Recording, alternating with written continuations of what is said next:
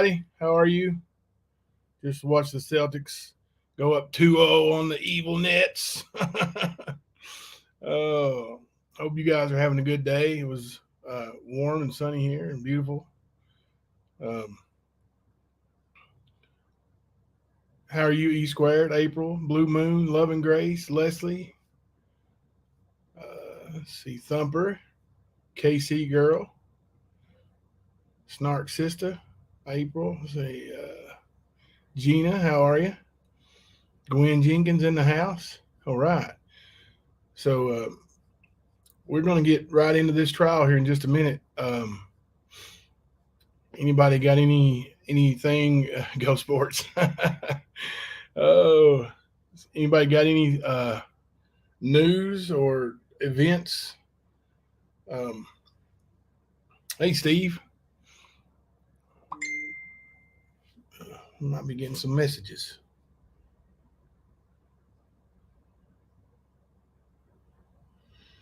Right. Messages. Let me turn this down a little bit. Okie. Okay. So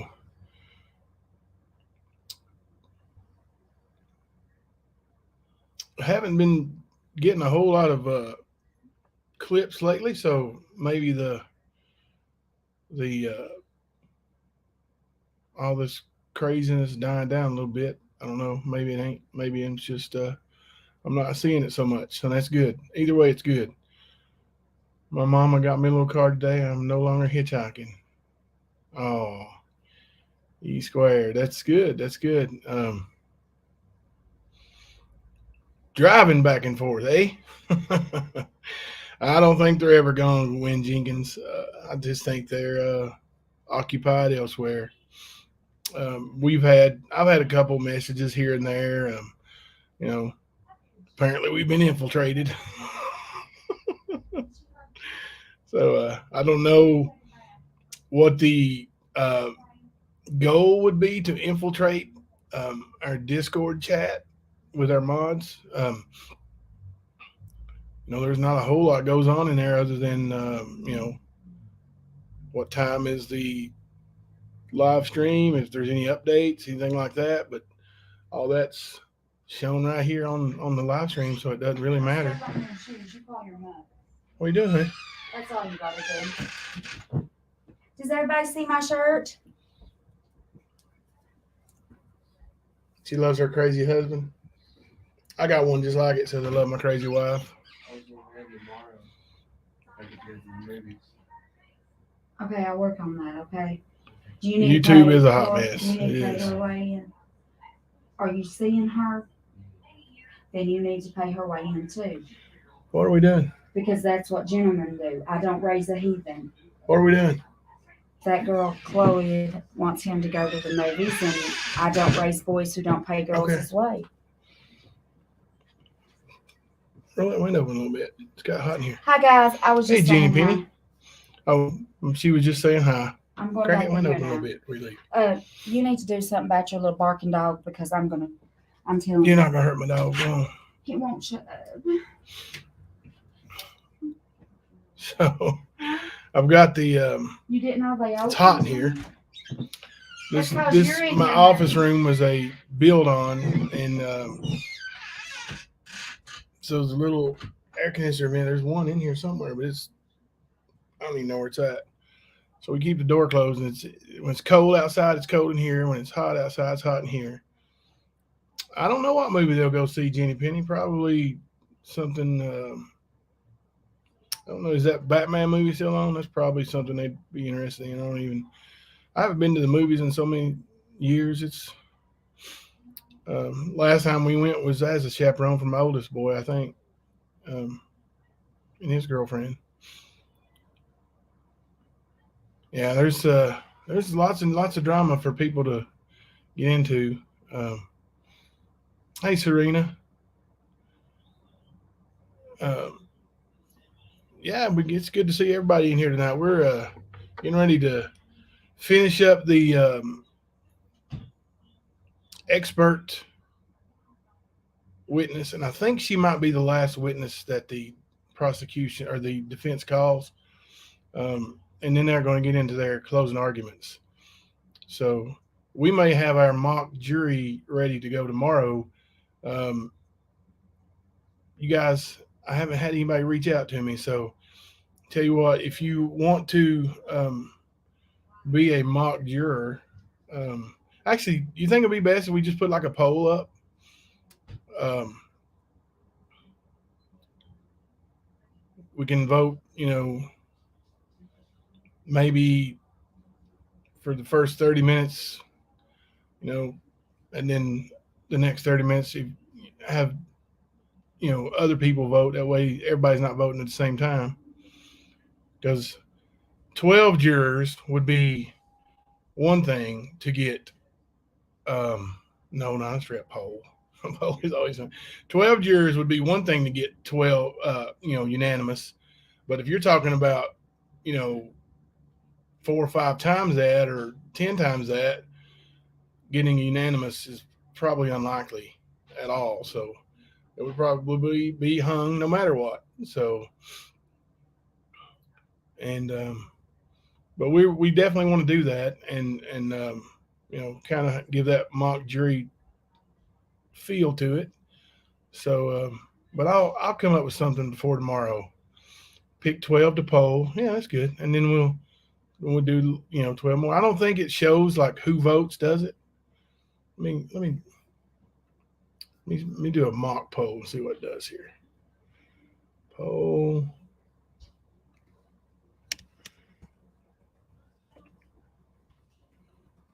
Guilty. All right. Okay. Ask your community. All right. So you guys just vote as a mock. It doesn't matter what you vote right now. If everybody wanted to vote, not guilty, just put no right now. Just everybody put no, and that way, or yes, somehow you see it. But either way, just to see that way if it shows who votes what, and I don't think it does, so that's good. It doesn't, so that's cool. I don't think. Okay. So we can have 12 at a time, and then do take down the poll after we get 12 votes in. Of course, if there's 12 votes in and it's not unanimous, we'll have to discuss a little bit and revote. So I'll just I'll leave the poll up for a while. This has nothing to do with anything. I'm just going to leave it up. And I will get back to you guys. Ready to watch this expert witness and get on with that?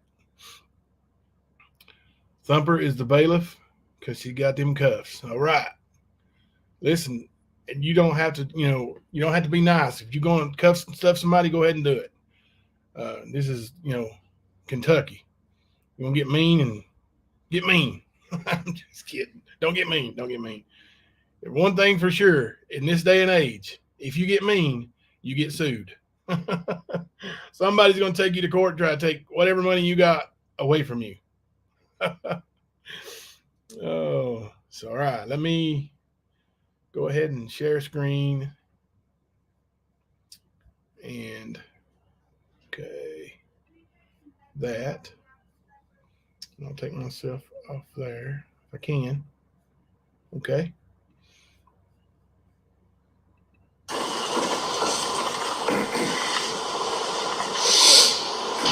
Okay, Ms. Crow, I'm going to ask you now about the interplay of intellectual disability with false confessions or incredible, unbelievable statements that somebody might make because of that intellectual disability. You had spoken earlier about receptive language issues. Would an inability to understand sarcasm or idioms affect someone's perception of a conversation, specifically someone with an intellectual disability? That's the question. So would their ability to understand sarcasm and idioms affect their perception of a conversation as to whether they thought it was a sarcastic conversation, a serious conversation, a joke? Oh, absolutely. Absolutely. So it would be possible for Shelby Shell to make a statement that seemed serious to others but was a joke to him. Certainly. One of the areas you see problems with folks with receptive language issues, especially severe ones, is cooperative talk. They don't hit right. They kind of bump into each other. Yes, it's a misunderstanding of what's being heard and therefore how you respond. And then the second question is about an area about intellectual disability and gullibility, pleasing others, following others' leads. Would it be a symptom of an intellectual disability for someone to make an outlandish statement to get the approval of peers or others? Yes. And in your review of the records, did Shelby Shell make that type of statement to gain the approval of peers or others? He certainly made those kind of statements, and it appeared that often, because they were made to adults, it was to get the attention of the adult. And Can you give an example? would admitting to a crime be harmful to Shelby Shell? That's maybe not even a question. What was the question? I couldn't hear you. Would admitting to a crime be harmful to Shelby Shell? Yes, certainly. And has he in the past done things that were harmful to himself to gain the approval of others? Yes. And is that a symptom of intellectual disability? Yes, doing what needs to be done to meet your goal when you have not been taught the other more functional, appropriate ways to handle it.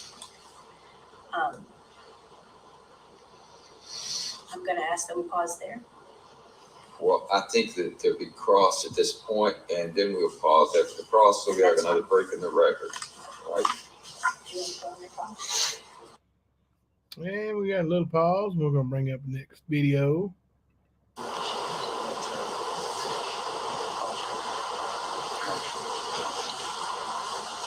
I wonder why they didn't ask for a specific, because that's the defense.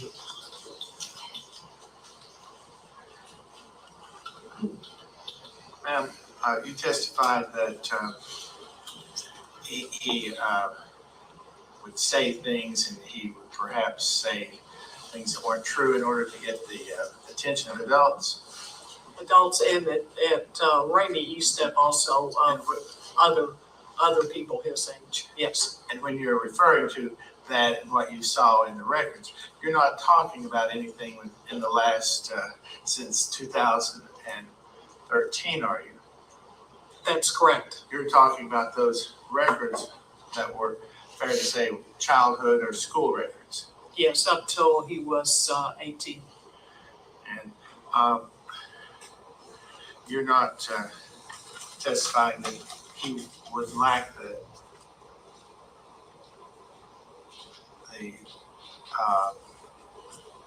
intellectual ability to commit murder, are you?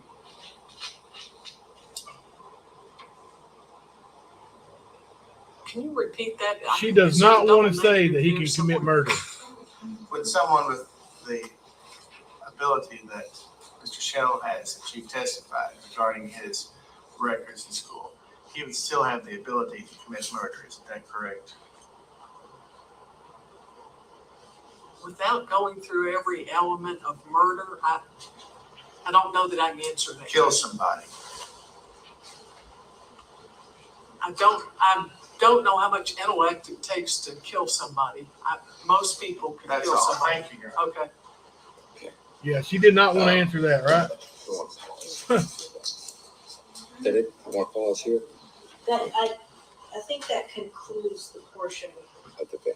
So let's pause on the record. We got a Oh, she was not going to say that he had the intellectual capacity to kill somebody. I we're back on the record. Go ahead.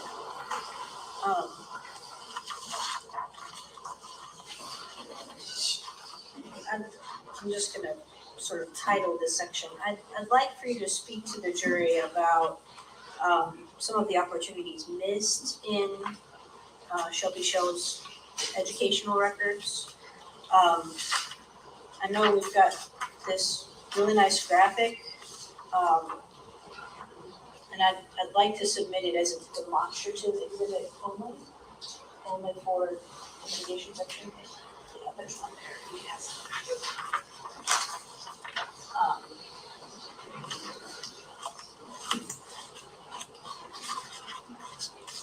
I didn't put that out.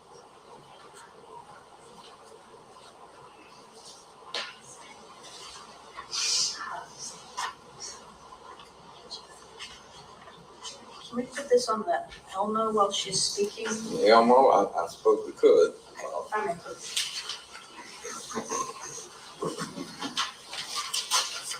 You need to pull that where she can see it. She need to see it. she'll have it right in front of her. I just She'll wanna have make it in sure front of it's her. All right. Okay. the record.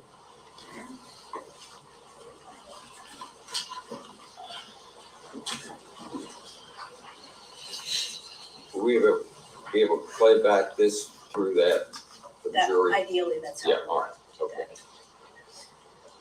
Okay, Kimbo? so is it on? It's on. We'll start.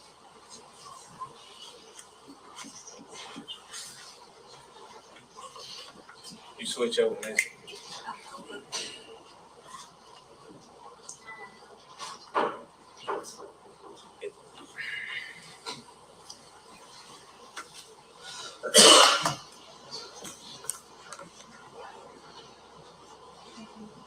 Waiting for the TV.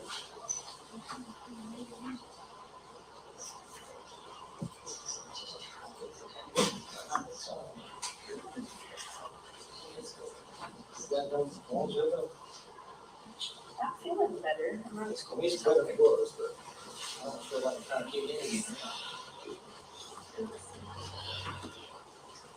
Then it says we're on over here. It went to document camera, but it went back out. Because we still have some foot there. Any suggestions?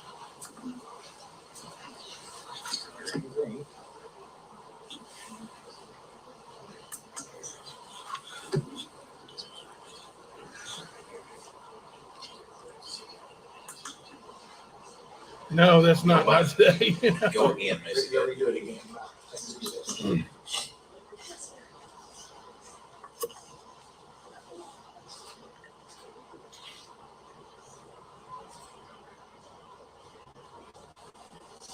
Look like the prosecution getting a kick out of it.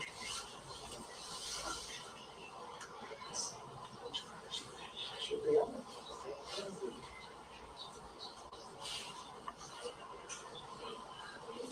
Let me suggest this, perhaps when the jury's here, we'd have Elmo working or publish it to the Yeah. jury, something like They can that. follow along. Just don't worry with it today. Yeah, It's not on.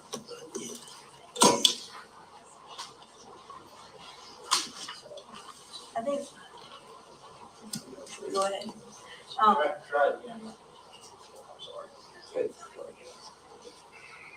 We're giving up on the elbow right now.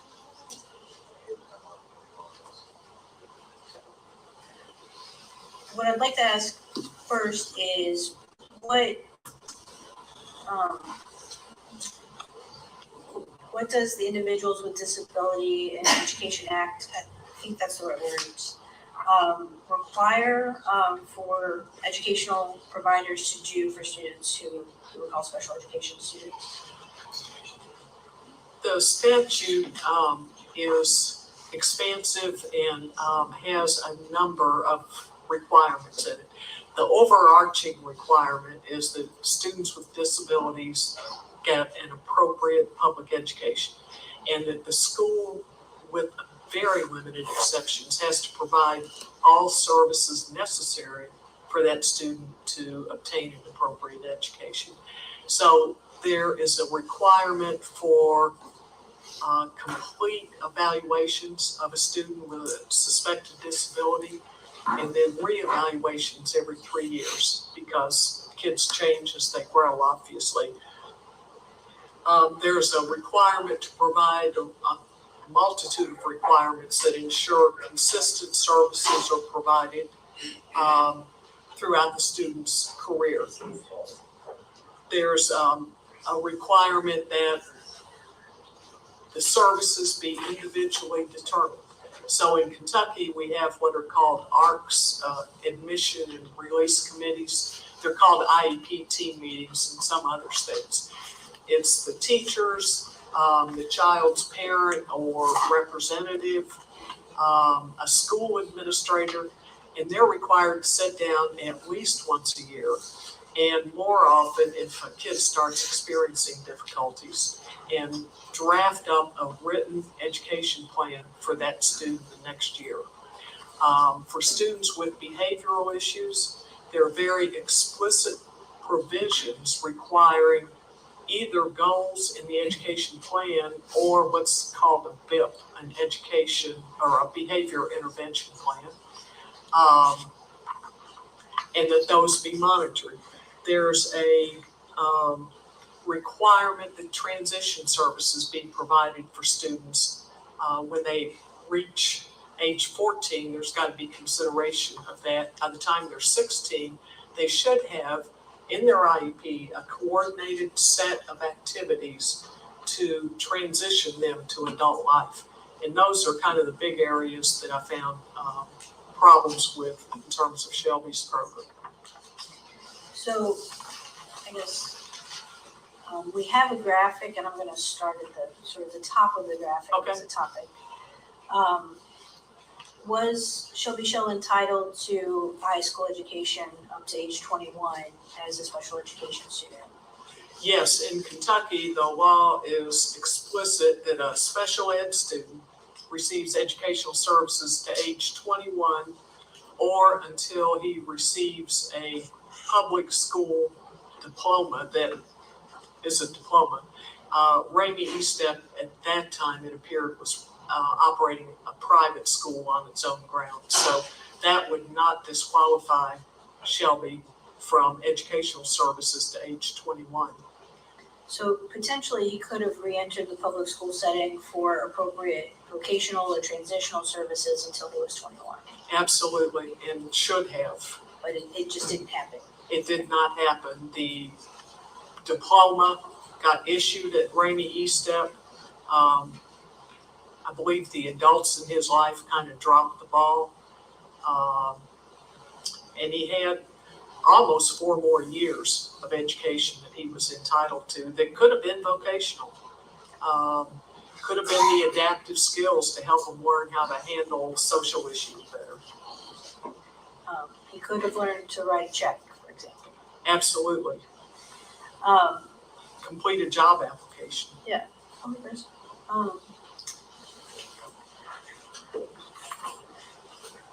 The next category ties into that. Even if he didn't get the full education to 21, he was eligible for transition services. Yes, and that would be a part of his services till he was 21. But the Admissions and Release Committee, the IEP team meeting, is required to call in community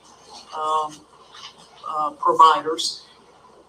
With somebody like Shelby, probably vocational rehabilitation would become a member of his ARC.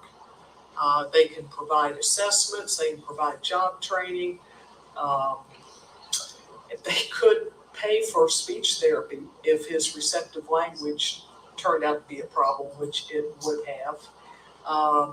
They can provide job coaches at a work site if that's what a student needs. So yes, all those services could have been accessed for Shelby up until age 21, and Voc Rehab on beyond that.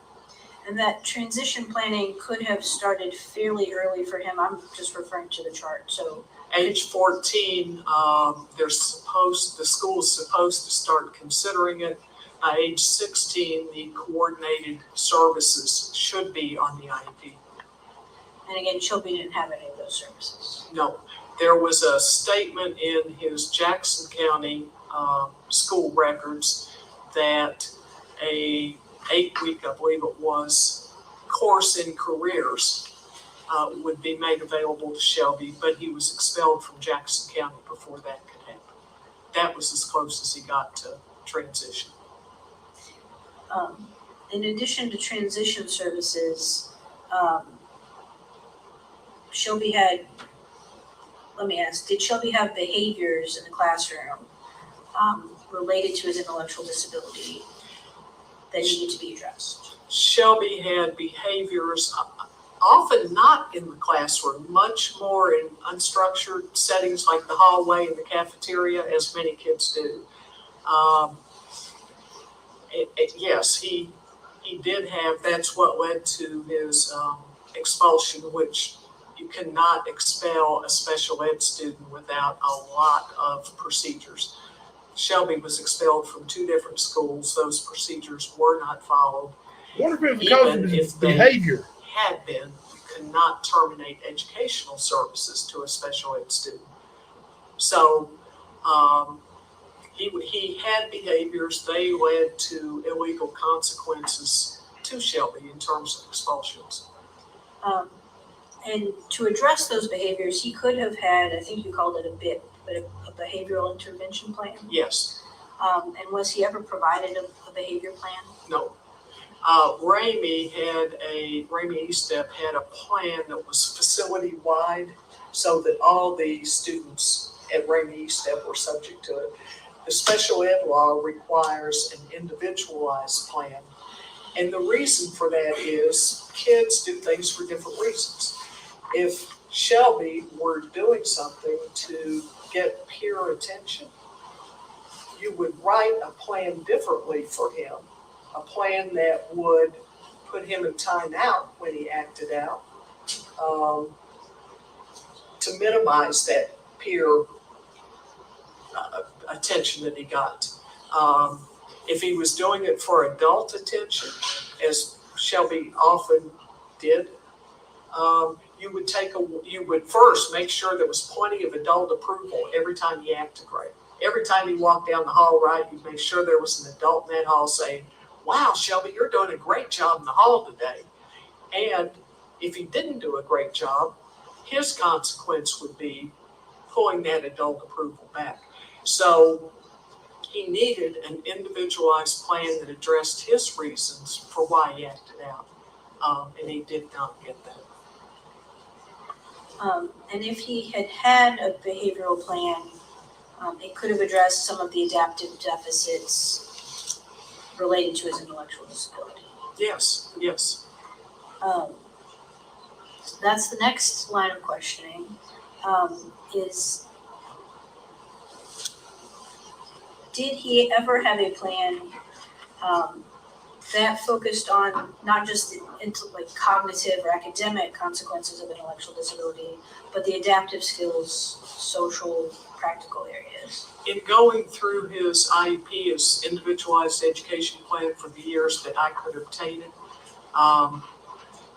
no, there was never once any kind of work on improving his adaptive skills, particularly those related to behavior. They just weren't there. I think the next area where it seems like Shelby was missing some of the benefits of being a special education student was consistent special education services and settings. Did he miss educational time, semesters, years, weeks? What was your review of the records? What did that show you? Yes, certainly those last 4 years he missed consistent educational services or any educational services.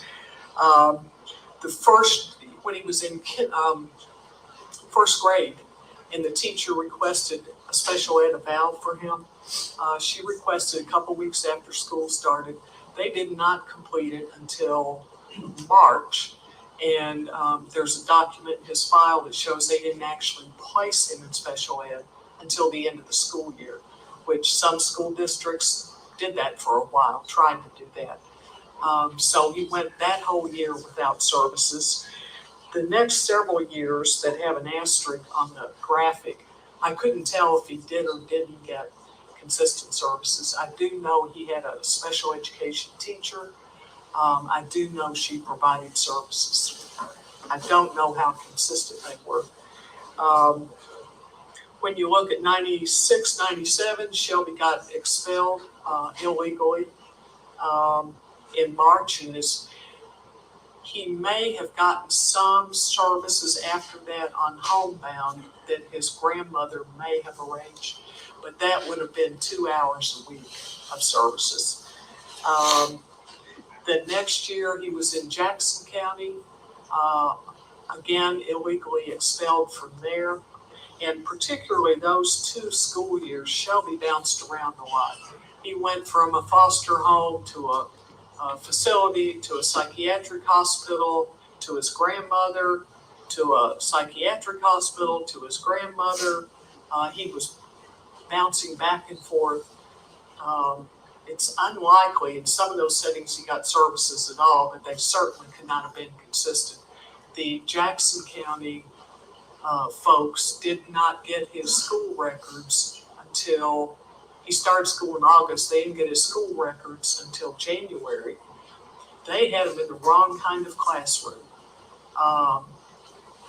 Classrooms in special education are broken down to a general ed classroom where all students go.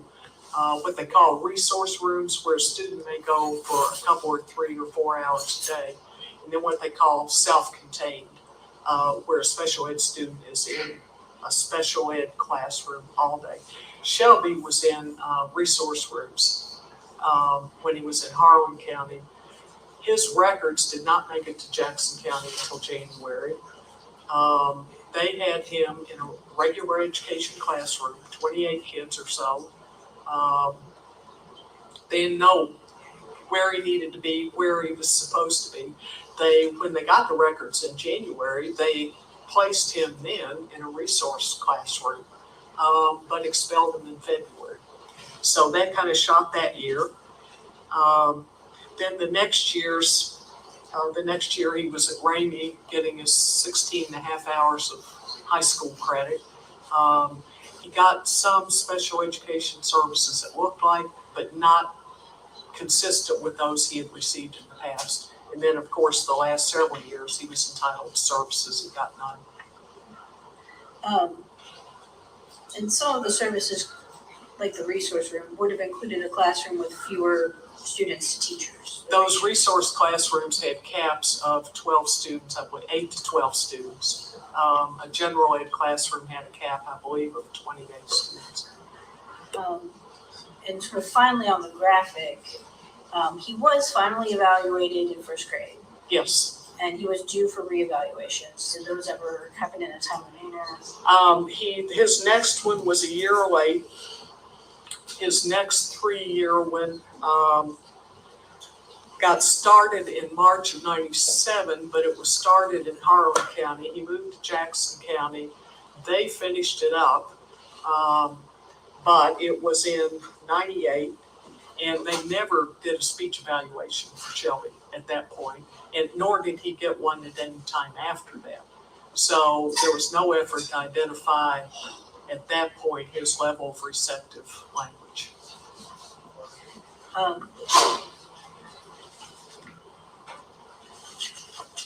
There's another question. Let me move on from there. These services, were they services that Shelby could request on his own? No. Now, when he turned 18, had someone told him, yes, he could have them. But there's no evidence. He was at Ramey East Step. They gave him a diploma and thanked him so much for being there, and he left. So while he was under 18, a parent, guardian, somebody else would have to have sought out those resources or at least kept up the process. Legally, it would have had to have been his parent. at that time. There's a provision called surrogate parents in the special ed law. But you could not get a surrogate parent, which perhaps his grandmother could have served as, if the mother is available, even though incapacitated. His grandmother even though had unwilling custody. to participate. The fact that she was there and could be located meant she was the one that needed to do it. Nope. If His he grandmother been had in the custody. Custody of the cabinet, had been a ward of the state, a foster child, somebody other than his mother could have signed him up for special education services. It could not have been the social worker, but several counties figured out how to work around that provision and typically would get the mom to sign a document saying that the social worker could. So yes, there was a way for that to happen, and it did not happen for Shelby. So even if his mother lost custody of him and the cabinet took custody of him, it would still have been difficult, although there was a workaround, for somebody else to initiate special education services. Yes, And is there a point where the special education services are started by the school and the school is just supposed to keep them going, or did they have to keep going back to the mother? no, once they get started, they do not need parental permission. on I've down seen the that too, road. Love and Grace. They can proceed without her, but, and that happens often. The problem is at those IEP team meetings, the ARCs, the student's not really in a position to represent himself either, just by virtue of being disabled, intellectually disabled. So there's really nobody there representing the child.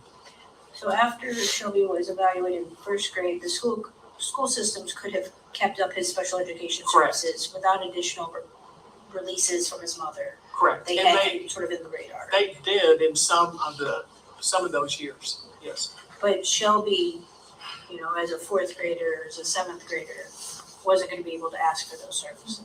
Correct.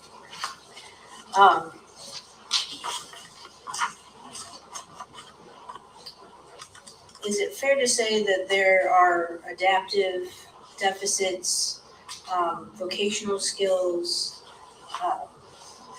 practical living skills that Shelby doesn't have now that he could have had if appropriate services had been provided? Yes, the failure over his school career to provide him with adaptive skills is really dismaying. Where Shelby could have been had he learned how to socially interact with people, learn how to express his emotions, learn how to deal with frustration, he could be in a very different place. That's all the questions I have for you.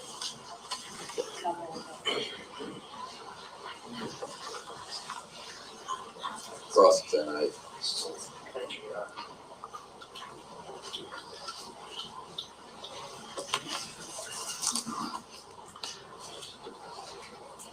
Would it be fair to say that your testimony here is that Mr. Shell was cheated out of a good education or education resources? Yes. And who do you blame for that? I wouldn't say cheated, I would say deprived. No, you I said cheated. don't believe there was bad intent on the part of teachers. I do not believe there was bad intent on the part of the Ramey staffs that pushed him through. But the outcome is what it is. And in terms of assigning blame, it's a tragic circumstance. He came from a difficult family situation. He had, as I understand it, a loving grandmother, but she was a grandmother. As the school failure started to grow, they were less able to help Shelby and manage Shelby. I'm not comfortable saying somebody's to blame, though. You did until he asked you if somebody was to blame. But someone's at fault. You're willing to say someone's at fault. Yes, You can say someone's at fault. I can say the system failed him. and there's fault. Just There's objection. damage. Pardon? I couldn't That was hear. asked and answered, just asked and responded. The question was, can you say there's fault? I can say there's damage. There's damage. Damage done by The system's failure. and what system? The foster care system that has a zillion kids and not enough placements. The education system that doesn't have enough money to serve the kids it needs to serve in the way that the law intends for them to serve them. I don't know what more to say.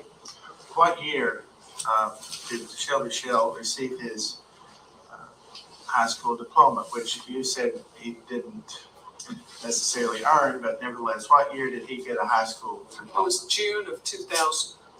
June of 2000. How old was he then? He would have been 17. How old was he? What year did he turn 18, an adult? 2001. 2001. Yes. How did the system fail him between 2001 and 2013? From the time he was an adult to the time 2013 he was arrested for murder. I can speak to 2001 to 2004, which is, his educational career. And when that would have ended, that's when I quit reviewing documents. So after 2001, are you saying you can't speak to what happened after 2001, that between 2001 and 2013? I can speak 2001 to 2004. And I believe that And that's a period of time where he's turning 21. correct.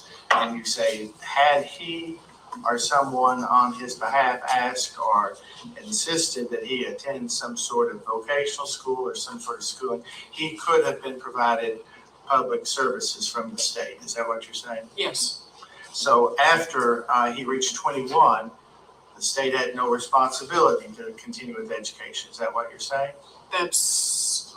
actually, there's a concept called compensatory education in special education law. And for students who have been deprived of an appropriate education, they have a claim for compensatory education.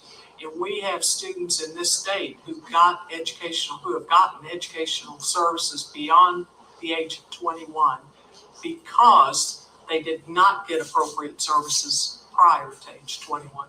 You've reviewed all of these records, education records. Yeah, all that were That you available, yes, mentioned sir. that were available. Yes, sir. You didn't review any records after age 18? 21. Well, yes. Educational records. you're correct. 18. After age After 18. he graduated. 18, which was in 2000. Don't let me put words in your mouth. You've got the chart there. He turned 18 when? He turned 18 in 2001. Is my math correct? 2001. 2001. Yes. So after 2001, the state had no obligation to provide him, or after 2001, he did not receive any other educational services from the state. None that I know of, no. That's all, thank you. Thank you. Any redirect? No, you're not. All right, thank you. Thank you. Appreciate it very much. You're excused. All right, I think that's it for today then. We'll go off the record. We'll see you in the morning. We're not going nowhere till in the morning. We're going to finish. We still got more to go. Let's see. Let's get the defendant out here first.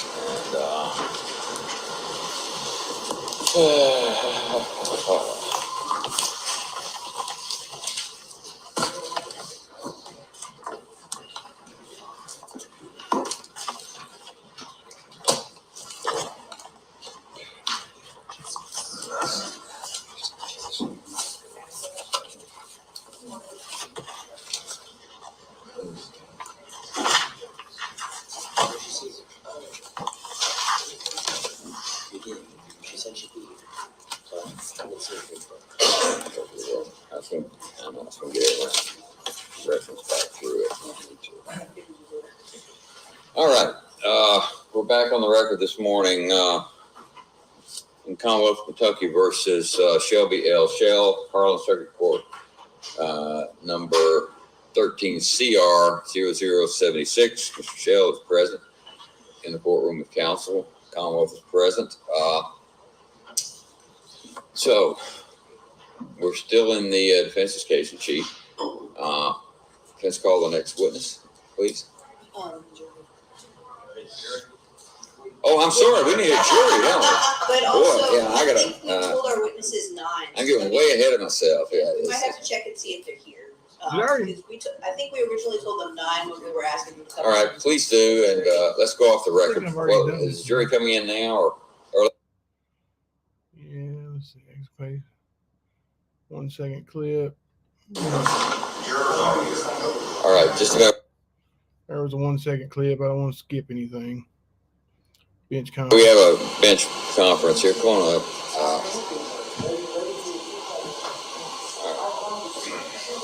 Yes, sir.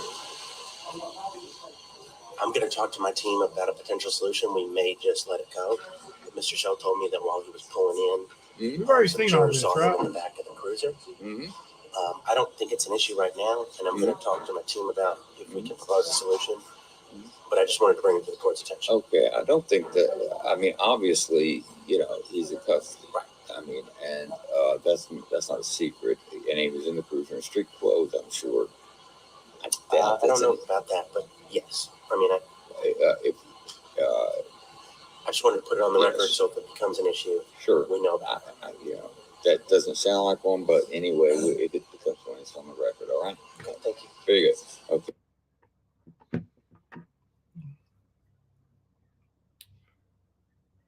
All right. Okie doke. Are your witnesses here? Are your witnesses here? Yeah. All right. Let's bring the jury on in then. All right.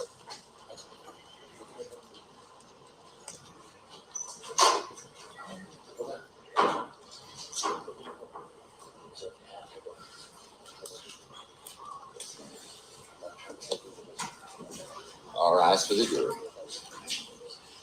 Or the juror. I assume some more will be following you in shortly. Yeah, it should be.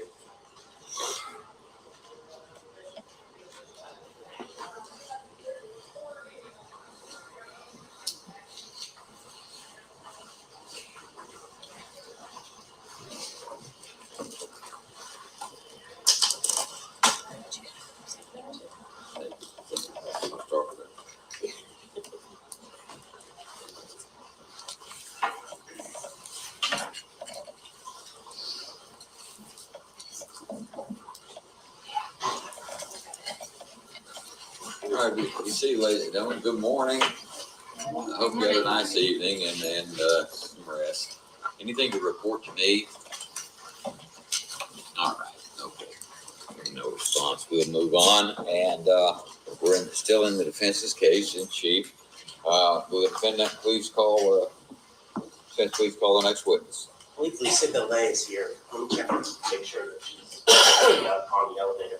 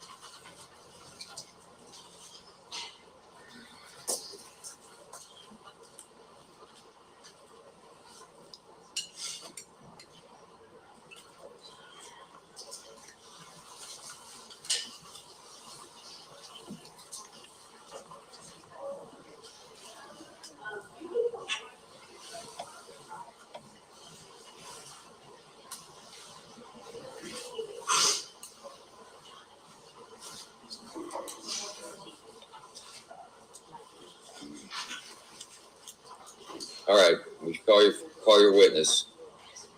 Are you calling this witness?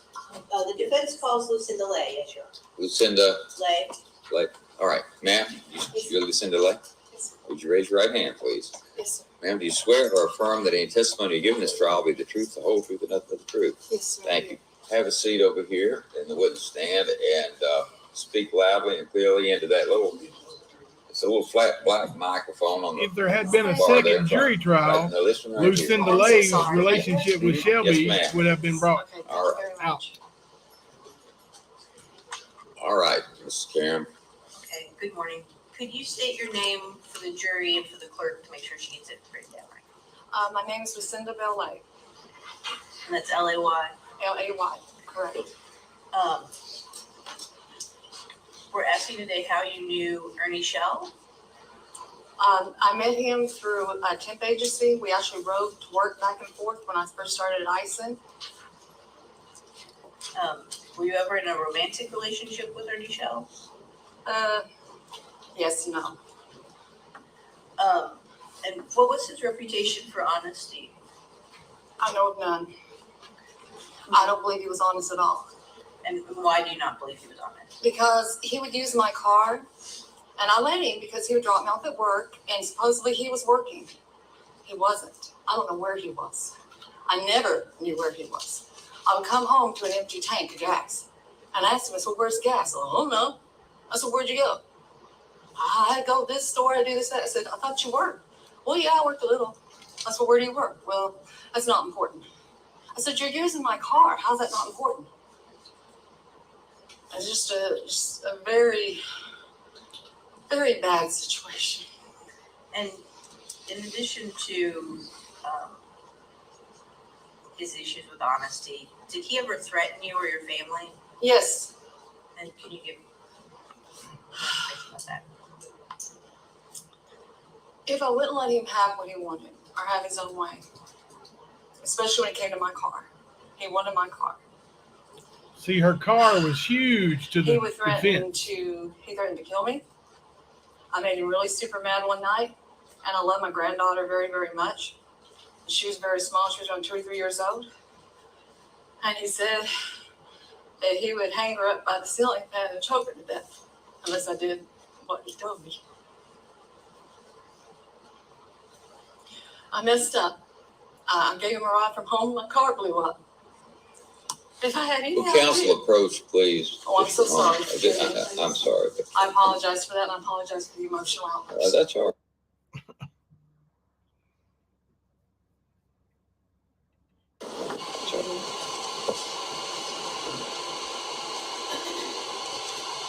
Confess I'm a little baffled by this testimony that there seems to damage your own client. No, she's talking about Ernie. She's talking about Ernie.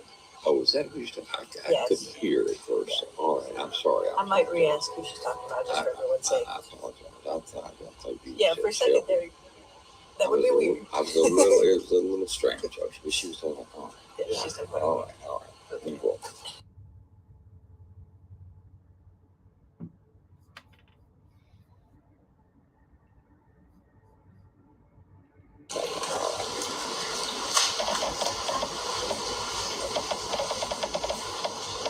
I'm sorry, Ms. Lay, and it may be because it's early and we're all still trying to listen to what you're saying, but you're talking about Ernie Shell, right? Correct. You do know Shelby Shell. Yes, I do. And how do you know Shelby? I should know Shelby through his brother.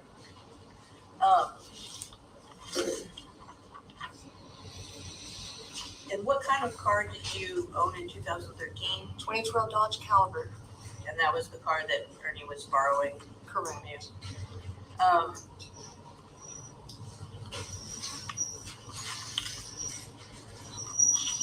Do you recall any conversations that Ernie may have had with Jimbo Collins?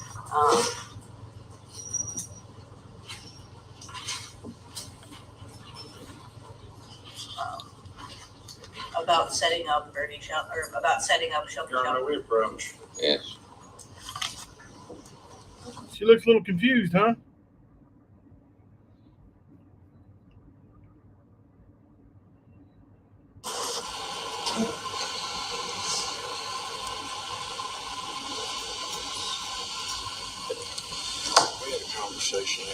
some of these questions where we asked to make sure that it was in person, not on the phone. Okay? So my objection is, one, she's not established she even knows who Jimbo Collins is. Two, I'm asking you to direct her this time to make sure that it wasn't a phone conversation she overheard. This is in person. That she witnessed herself. And then to not steer into the specific content of it. Yeah, you're loading up the question with specific content, and so I'm going to admonish the jury to ignore the question. Be careful how you I'll approach just it, try to set up. and be careful with hearsay. I mean, Yes. that's all. All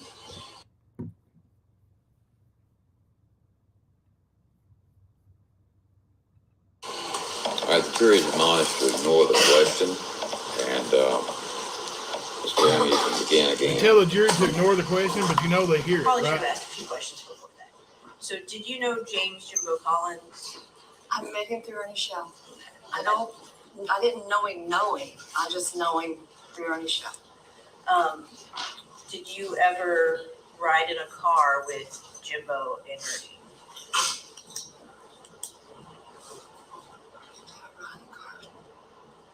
It was all in my car. I never rode with Jimbo in it. So you were never in the car with both of them at the same time? That didn't. No, well, Jimbo, if Jimbo was in my car, then yes, but as far as being in Jimbo's vehicle, no, I never was.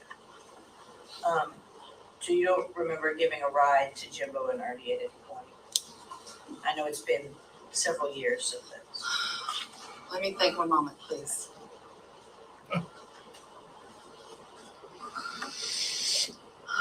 Yes, it has been 7 years.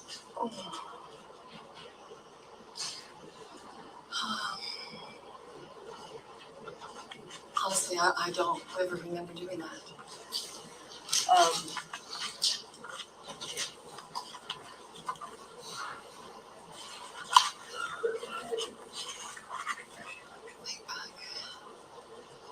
Is there any other, something else that maybe could spark my memory, like I'm trying to find something so I can, something to refresh your recollection. Yeah. it's an extremely long time. She said she couldn't remember, so let's go on. I have a little something to help her. I know we Wait a minute, come on up here.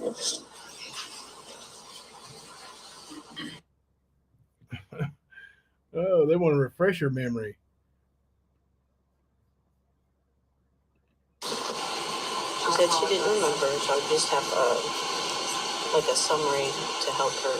This even is headed Laura Karen, DPA. This is nothing. No, you can't do that. It's an email She stated on the from record. her conversation. Let's see what you got.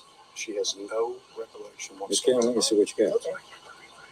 That's why you have to refresh it. Let me So see. you can see. I mean, argue, guys, and I'm arguing too. So just tell them what you are. All right, we'll see each other after this. We will. There's well, we might not actually, sorry, Donna. It's a summary of a conversation that Ms. Lay had with our investigator, and we're going to call our investigator later. So if she doesn't recall, She doesn't recall. This isn't. She's something allowed to refresh her memory. recollection. No. No. This is the legal memo from your office. it's summarizing a conversation that she had with Jessica. Mm-hmm. I believe she later signed an affidavit. I just didn't have it in my notebook. So If she can't remember, she can't remember. That's that. Thank I you. also have a letter that she wrote to Shelby. Would you consider A that letter that she wrote to Hey, me. Barbara. to Shelby? If you bring it over and show it to me first. I'm not sure it has the. I'm trying to find where it has the trigger for that memory. So let me get there.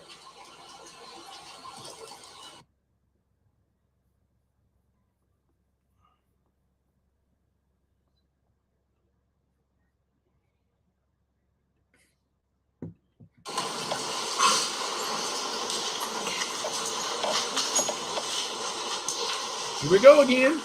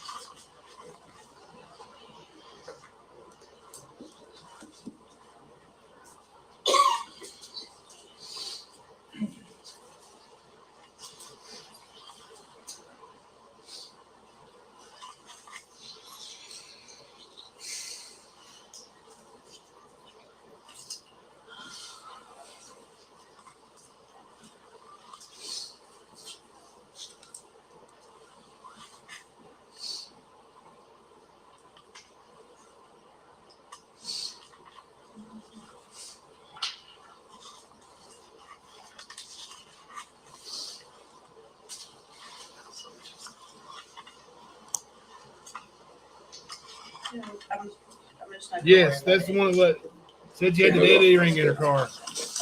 Dead lady's earring. So just to make sure I ask that question, No, Gwen, I you knew wasn't. Ernie Shell to be untruthful, Yes, ma'am. and that's your testimony here today. Yes, ma'am. That's all I have. That the Commonwealth may have some questions. Ross. Hello, ma'am. You were asked earlier if you had a romantic relationship with Ernie Shell, is that correct? Yes, sir. You said yes, no. What does that mean? That means I was in an abusive relationship, sir. Excuse me, I couldn't hear you. That's what that means? What, I couldn't hear the answer. I couldn't hear the answer. That means I was in an abusive relationship. So is it safe to say your relationship with Ernie Shell did not end well? No, sir, he did not. He threatened to throw me away in a mental home. He said, I'll make sure you'll never get out. Okay. Do you like Ernie Shell? Sir, I do not like Ernie Shell at all no more. When I first met him, I thought he was a really wonderful person. I thought it was great. I was working 7 nights a week at Iceland as a temp agency through APS. So With you use of one car. don't like Ernie Shell? At Yes this or no? moment, That's a yes or no question. like in what way? Explain. The common lay meaning As a of person, like. yes, I like him. As a person, yes. As what he did to me, no, sir, I don't. So earlier when you said you didn't like him, now you're saying you do like him. I'm saying as a person, I like him. As Because a person, you like him, but what he did to you, you don't like him. correct. So that changes what you stated earlier about not liking him, generally. I've been taught this, and in 7 years I've had to learn this, that you have to learn to love and forgive. Because if you don't, your life will never be right.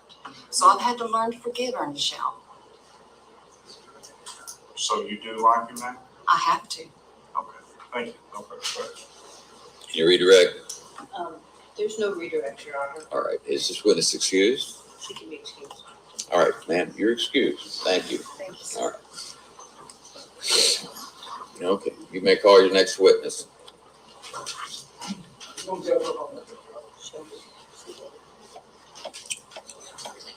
So we have a moment to see if our witnesses have arrived. I know the timeline is a little awkward. Excuse me? Can we have a moment to check and see if the witnesses have arrived? Okay, I thought you did. But we also have one more. I'm just gonna, give me a minute. All right. All right.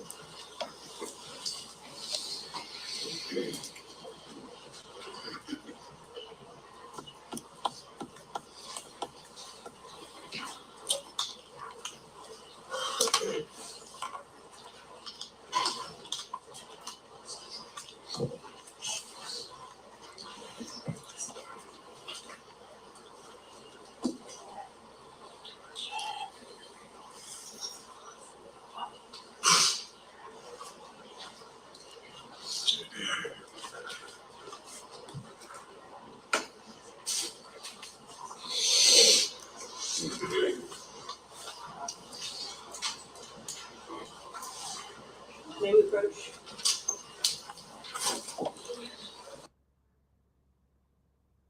May we approach?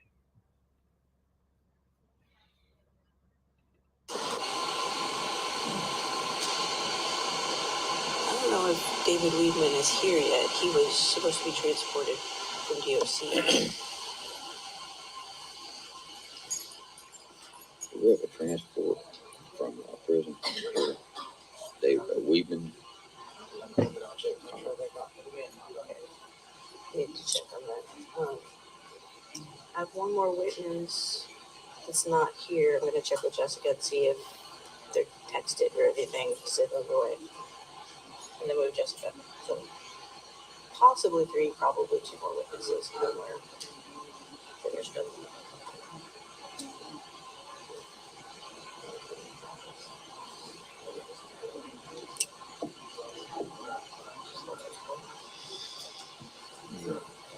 If Shelby testified.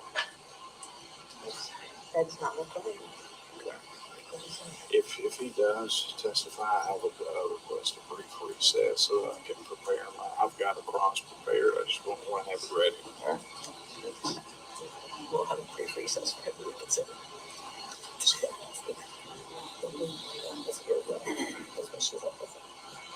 You didn't hear her, I saw. Yeah. don't know if they can do it right now. If they can make it. I don't. Can we go back and sit down while we're waiting? Oh, I yeah. don't think we're doing anything right now. Yeah, just looking for you.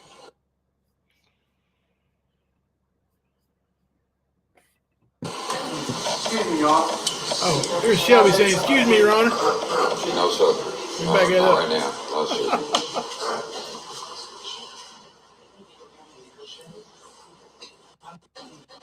Excuse me, y'all. Can I tell you something quick? No, sir. Not right now. No, sir.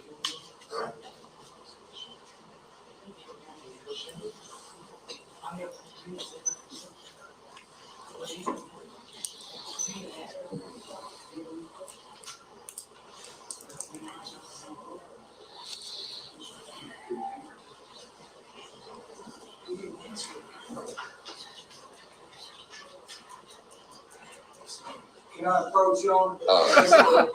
Please? Please. Sir, right now, you need to be speaking through your lawyers right now, sir, so please,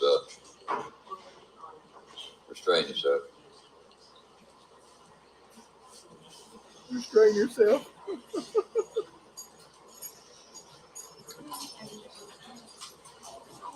Here. Counsel approach.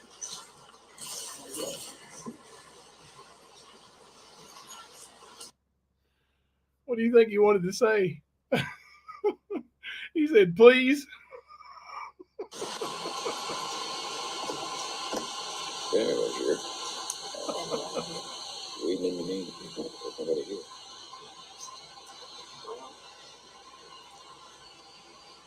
Are they on their way? I don't know. I don't have a clue. The transport order was put in, right? I'll make sure that it was in that day. Do we want to take a break and call and just see if anybody's actually freeing him? I think we can move on. There's someone else we can do now, and then we'll take a break. I need to check with Jessica, who also left the courtroom, so I need to go check with her. She's We're either the next gonna witness have to or the hang final around. witness. They're gonna be here and hang around. My suggestion is if we're gonna have a break, we get the jury out of here. Do they have a comfortable place to sit? I mean, are they going out there to sit on those hard benches? That's terrible.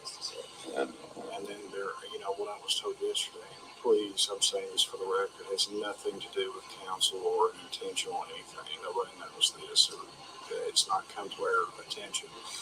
But I think there's been some intermingling just because of the where they're situated between the jury and witnesses, which is never a wonderful thing. I do think they could have had an breaks because witnesses that were in the conference room and the jury would have walked past them. And when they first got here in the morning, I don't know if they immediately went to the conference room. Right. But let's just keep in mind that when we are on a break, these jurors are sitting on the wooden benches. Oh, there. Yeah. So where are we going right now? Judge, I don't think they have Well, I think there's an order to bring him here, and nobody knows if he's on his way or if they ignored your order. But those are the only two options, right? Because he's not here.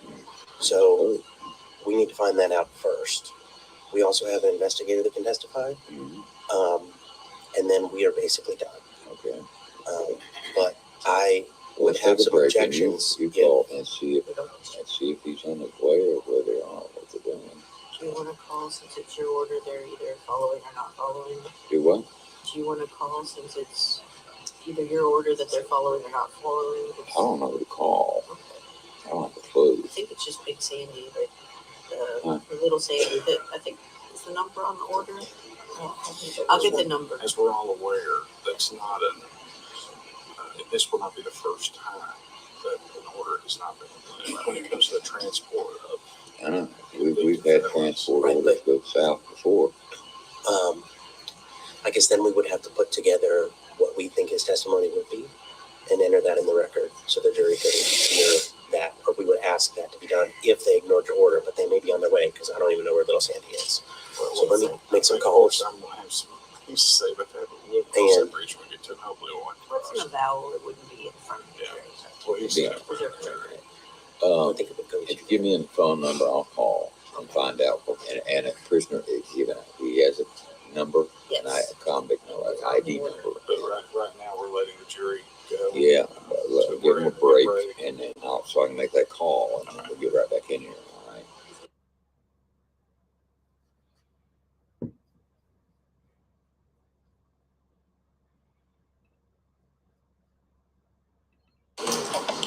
Now, ladies and gentlemen, I need to make a call about something, and so we're going to give you a 10-minute break. Same admonition as usual. Don't talk about this among yourselves. Don't form any opinions, and don't let anyone approach you or talk to you about it. And if someone does, please just go back to me. Thank you.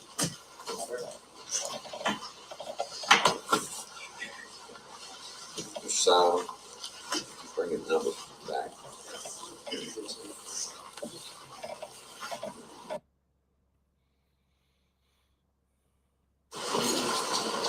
All right, we're back on the record now. Yes, sir.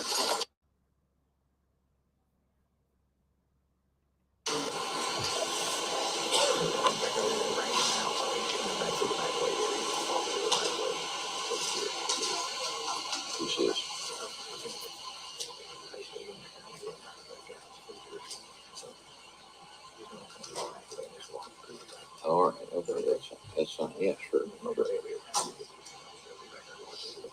Okay. I think those are hard benches, Jenny Penny. I think those are hard benches.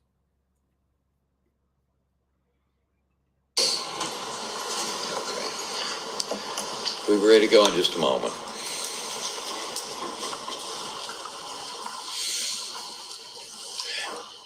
It's a beautiful day outside. I understand it's supposed to get up in the 70s today. Spring's upon us. Storms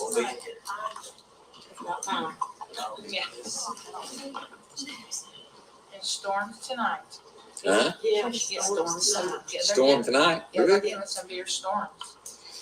Well, it's spring. Yeah. I'm glad that mud in my yard was almost dry. Yeah. Get some more water. Yeah. Yeah. All right, the defendant, Mr. Shell, is back in the courtroom, and we're jury seated, and we're ready to go. Would you call your next witness, please, Mr. Simon? Your defense calls Jessica Wells. Jessica West? Wells. Wells. All right. All right. Ma'am, would you raise your right hand, please? Do you swear or affirm that any testimony you give today will be the truth, the whole truth, and nothing but the truth? Thank you. Would you have a seat over here in the witness stand, and please speak loudly and clearly.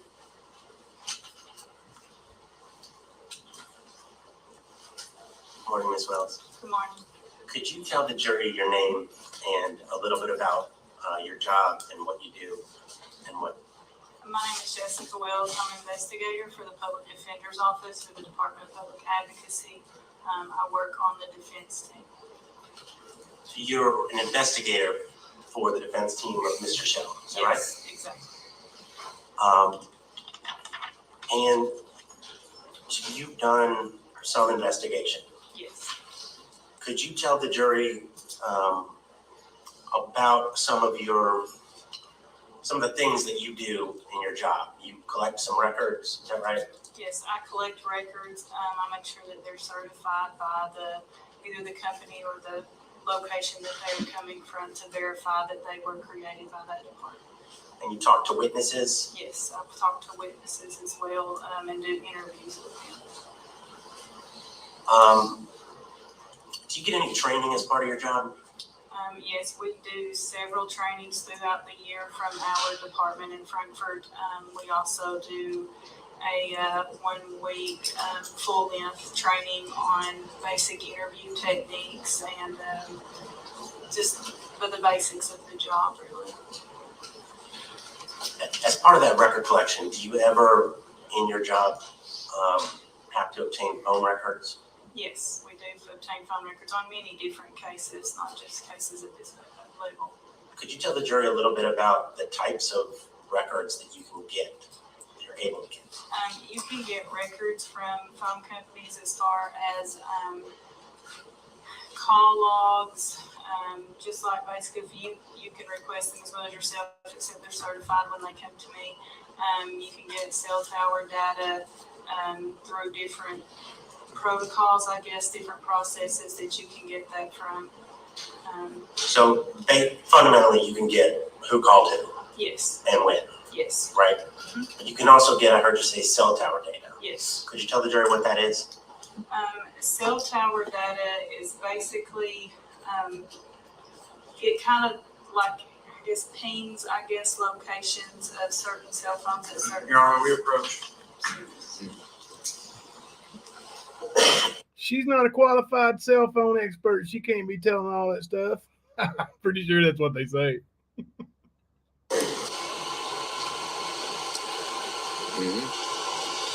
Getting data and getting certified records of documents is far from having the requisite authentication level to talk about what those things are, what they mean, what they do. If she has retrieved certified records, she can state she retrieved them and certified, but she can't talk about the specifics within those records because she's not qualified to do so. She doesn't work for the phone company. She doesn't have knowledge of the contents thereof. She's not in any way even tangentially associated with those fields. Having had to do cell phone things many times in my career as a prosecutor, I understand that in order to get people to talk about that, they have to know and work and have experience in the field of pinging and how cell phone towers work and what this means and whatnot. If she has certified records of things, I have no objection to the introduction, but her telling a jury what these things are with no knowledge. Is this about the phone log in the absence of that? Sure, I was only going to ask 2 or 3 more questions about this whole topic, but if the court wants me to get into her experience in getting these data and her experience in knowing what the data contains and how to decipher it, I can. But this line of questioning is only going to last 3 more questions. Well, let me ask you. So you said it's up to you. With the data, does she have information about these phone logs? Is that what we were discussing before when we were in the motion when you about the phone conversations on matching logs? Is that what we're getting to? A little bit. But I'm just going to tell the court where this is going. Eventually, I'm going to ask her if she tried to obtain those records in this case, and how she wasn't able to obtain them because after a while that data goes away, and the steps that she took to get them. Well, I think given that she doesn't even have them, I think we get straight to that point. She is not somebody that can talk about the She contents is somebody. of things. She just is somebody. I didn't ask her about those qualifications because I'm not going to ask her about deciphering the data that we don't have. But if you want me to talk about how she does have that experience and she does have that knowledge, I can. It'll just be 10 or 15 more questions. Did she go? Wait, let's go back on that. She went. Did she go to the service provider and get? Yes. That's all we need. That's my 3 more questions. That's all we need, really. Okay. That's what I'd ask. We get right to that. Go to the service provider. Rather confuse it with pinging. Okay, but yeah, okay.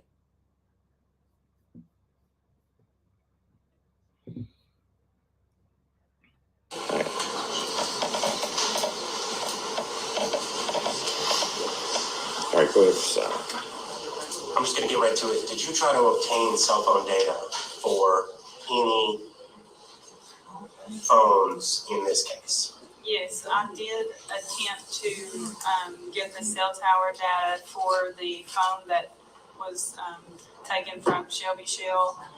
The provider for that phone was. Okay, I'm going to stop you. Is that white Galaxy phone that was talked about earlier? Yes. And it was the service provider through that was Sprint, and I talked with a Michelle Bursbosch, I'm sure I pronounced that wrong, but she says that no records were found. As a regular business practice, Sprint can provide CDR for the most recent 18-month period approximately. This includes cell site data. So those records were unobtainable because she said basically they should have been requested as soon as the phone was taken. At some point, the Shelby says they got them. Deletes that data. Yes. Because everyone has a cell phone these days, and it's a lot of things. And according to Sprint, that's about 18 months. Yes. Right? And do you remember when Mr. Shell's cell phone was actually tested by the government? It was well after that. I believe that the report we had said somewhere maybe 2017, I think. 2016? 2016, yes, correct. Okay. So you weren't able to do that? No. Okay. It was not in our Can you talk a little bit, in your experience in your investigation, do you know how to look up, if you were given an IP address, do you know how to look up the location of that IP address? Yes, you just And key could you it. tell the jury what that process is? Once you have the IP address, you just key it into Google. You can actually go to Google and put what is my IP address, and it'll bring it up, and then you just key in that IP address, and it'll tell you where it's located. And how long does that process take? As long as it takes you to key in a code. Mine says I'm in Barberville, but I'm actually in London. Did you do any investigation into Ernie Shell? Yes, I did. Okay. Could you tell the court, just in general, and I want to start off by maybe what you found on the internet, and specifically with a website called lifeout.com. Okay. Do you want me to tell how I became aware of Lifeout? If you could just tell the jury the whole story about your investigation. Okay, there was a witness in our case, and they contacted me and told me that Ernie. May we approach? Your Honor, may we approach? Is that the most frequent said term in this trial?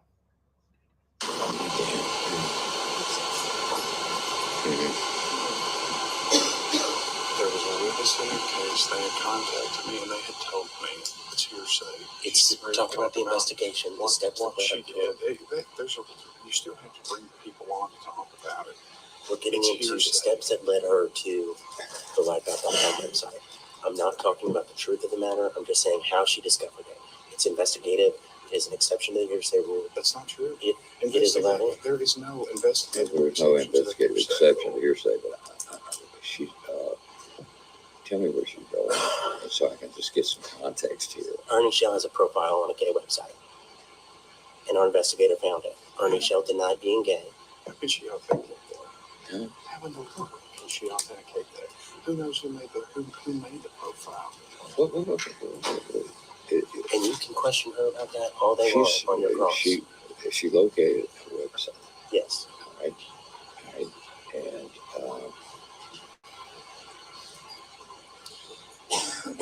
Here's all I'm saying. When investigators are brought up here, I'm just asking that they be held to the same standards as our investigators. Hearsay is not admissible unless you have an exception. You have to authenticate pieces of evidence. I'm getting there. I'm not even introducing a piece of evidence yet. I have to build up. I have to give some context on how she found this profile. I'm saying, and who did you talk to and what she said? You can't. If you want to know those specifics, I can get into them. No, you were asking for those specifics. I told her to tell the story, and she got 3 sentences in and you objected. Did the witness testify? Did the witness she's referencing, did this witness testify? I can ask. I mean, if you I was going to ask more specifics, but if you want to bypass, I'm trying not to leave her down the road. My question was that, is this a witness who's testified? I can ask her. No, you know, you've been here. He's saying is the girl who told her this stuff testified. I don't even know if she said it was a girl. She's Hey, let's give me a direct answer. I don't know who the witness is. She just said it was a witness. But why is it necessary that she just says that a witness was That's what I'm saying. She went to a website. Then I'm going to come back up here and object to authentication. I mean, if she, this. Well, let me continue, and if it's still objection, we can. Can you show the website? I have a printout with the website. I mean, can we pull it up, and show it to the jury? Well, I mean, can we go through authenticate? There are specific ways to authenticate websites, which they have not done anything towards that yet. I'm not even close. I asked one question and I got objected to because he thinks he knows what I'm going to talk about. If you can read minds, let me know. I know what he's saying when she says, and she told me. That's a good time to object for hearsay. That much is hearsay. That much is hearsay. Then I'm going to tell her not to tell me what other people said, That's right. but to just go through. Go ahead and let's see where we're going.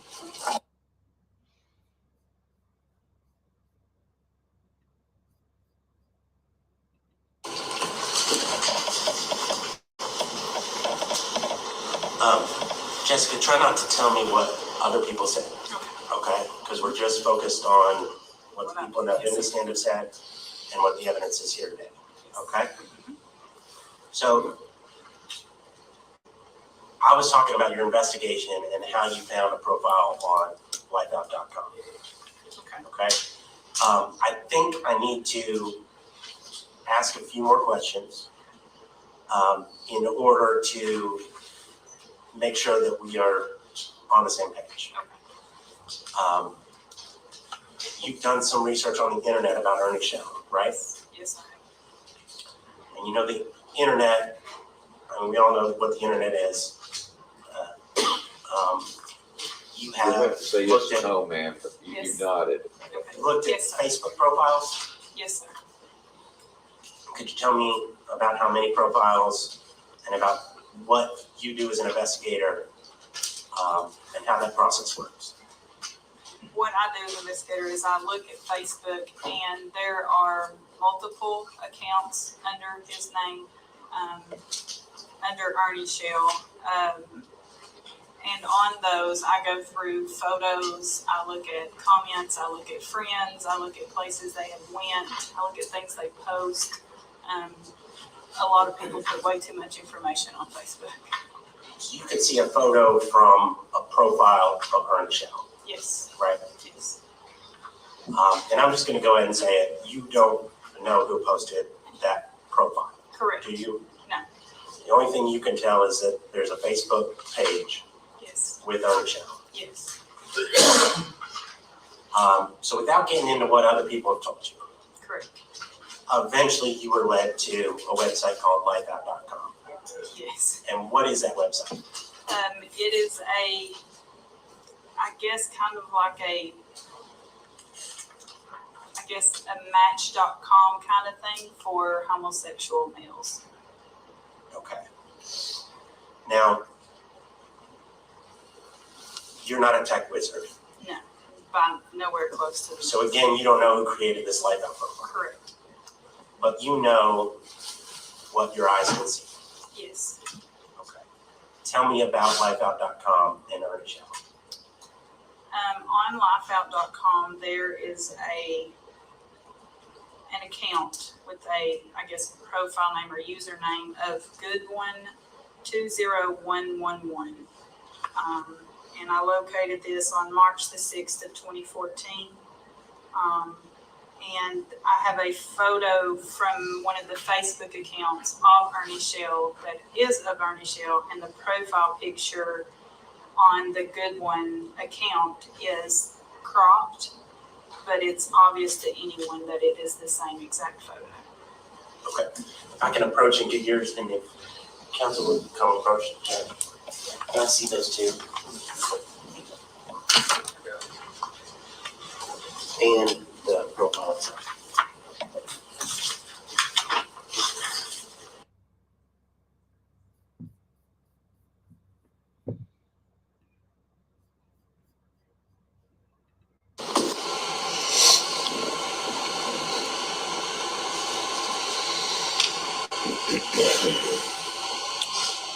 And this is the lifeout.com profile, and this is the picture of Ernie Shell. And I was just going to show that I to the wanted jury. to introduce photographs. There is a method for doing that with the rules of evidence, and that is that the photograph is relevant. I acknowledge that the witness is familiar with what is portrayed for the photograph, which when she was there, she's not. The witness is familiar with the scene at the relevant date and time, which again, if she was not there, she's not.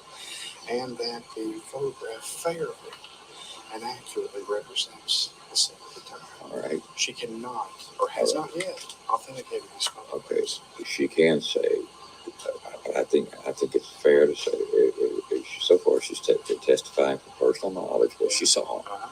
And I think she can testify from personal knowledge that she printed this off of Google without saying who it is and what it is or anything else. I think she can go that far. We're not offering, it's not a photograph that purports to show anything in particular. And she's not saying it's a fair and reason. Ordinarily, photographs are introduced, it has to do with something, an event or a happening or something like that. And it says it's a fair and accurate representation of what it purports to be. She's not saying it purports to be anything at this point. Except that would be my point, Your Honor, is that she can't. And the rules of evidence require that she do to introduce a photograph. I mean, that's just the rules. It doesn't work. She's not saying it represents anything. Unless you're saying it represents something specific, that's different. She's saying it represents Ernie Shell, and at the same time, so he did it. Right now, Ernie Shell testified, and I'm looking at a picture of Ernie, of a guy that looks like Ernie Shell, and it's up to the jury to decide whether or not that's Ernie Shell at this point. All right, it's a message.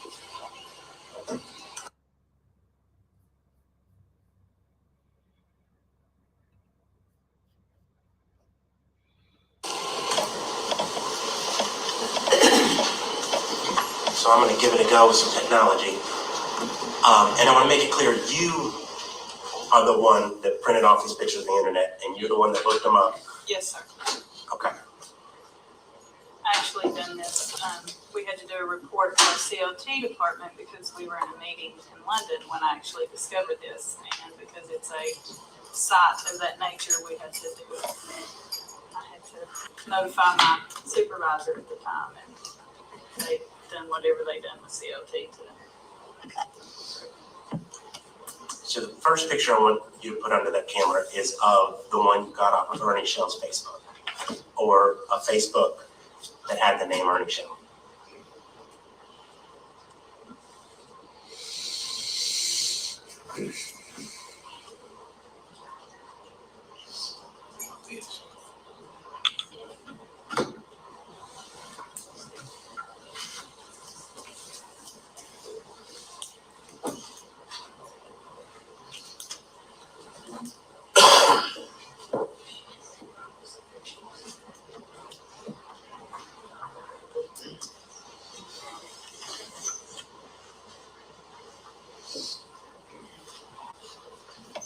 Well, setting that up, a council approach briefly.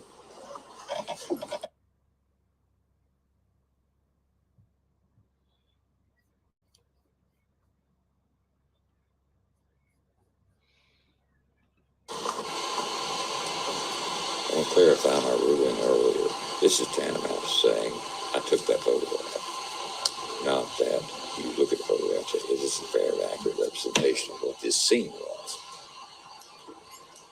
You follow me? That's the way I understand it. And I think it's the same thing. It's tantamount to saying I took it, I downloaded it. That's it. Okay.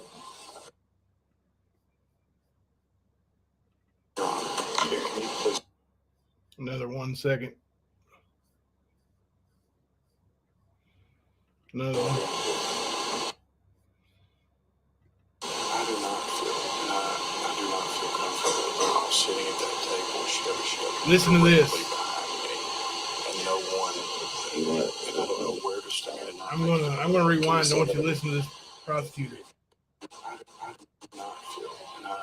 do not feel comfortable sitting at that table with Shelby directly behind me, and no one, and I don't know where to stand and not make it up. Can you stand over here? If y'all, Anyway, I can move your camera over here. I can see it. I just don't want it to be back there, and I don't want to make a scene with the jury, but I'm not going to sit with him behind me. Pull your chair out here. I mean, I understand. If she's standing. He said, I do not feel comfortable sitting at that table with Shelby Shell sitting directly behind me. Ms. Wells, this is the picture that you printed off Facebook, right? Yes. And do you believe that to be Ernie Shell? Yes. Okay, can you show the next picture, which would be the printout of the lifeout.com profile? Do you want the picture or do you want the profile? Yes, the picture on the profile. We'll get to that picture later.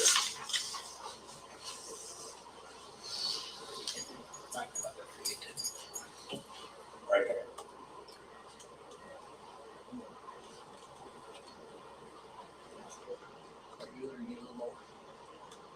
Yep. Obviously, Ernie Shell's name's not on this, right? Right.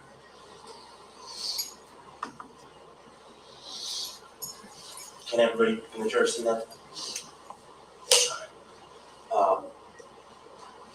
Now, if you could Sorry, Jenny Penny. show the third picture where you zoomed in on the Facebook picture.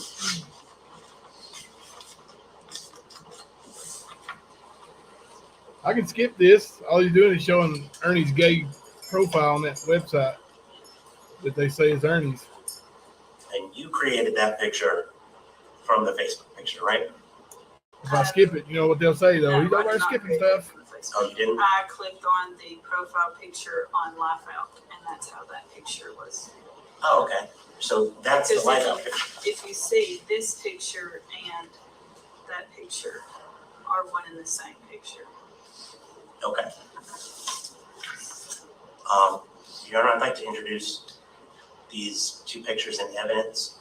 I don't know what number the defense is on. I don't know what number you're up to either. You're right, nobody. It doesn't make it look like a circus. 3. So these are 2 photographs collectively. Yes. Move to identify them as defendants. They're identified as defendants exhibit 3 collectively. And it can be 3.1 and 3.2 if the court wants, or 2 different All right. documents. 3 and 3.1. Let's put it that way. They're identified. Is there any objection to their introduction? Just based upon. The objections asserted earlier. All right. And I overrule that. So they're introduced as defendants exhibits 3 and 3.1 respectively. They'll be marked by the clerk. Ms. Wells, when you were looking at the Facebook profiles of Ernie Shell, did he have any jobs listed? Yes, he did. What were some of them? Some of those were private investigator, fugitive recovery agent. I don't know how to answer that. Bounty hunter? Yes, bounty hunter. And or bail bondsman. Did you do any investigation into whether Ernie was an actual bail bondsman? Yes, I did. Could you tell the jury kind of what you did leading up to this trial and the investigation you took? Yes. In Tennessee, there is a association for professional bail agents, and it's called TAPBA, T-A-P-B-A, is their abbreviation. They're based out of Nashville, Tennessee, and they have a record of every licensed bail agent in the state of Tennessee. Okay, I want to stop you. Can you be a bail agent and not be licensed in Tennessee? No, not. Is it Tennessee law that you have to be licensed? Yes. Okay. Did you check and see if Ernie Shell was licensed? Yes, I did. And was Ernie Shell licensed? I can read you the letter from Ms. Hogg if you would like. Why not just say yes or no? In your investigation, did you ever find out if he was licensed? No, never. Okay, and then since Mr. Shell's testimony, double checked your investigation. Yes. And you've gotten a letter from the Tennessee Association of Professional Bail Agents, is that correct? Yes, that is correct. And that letter So that we states, approach.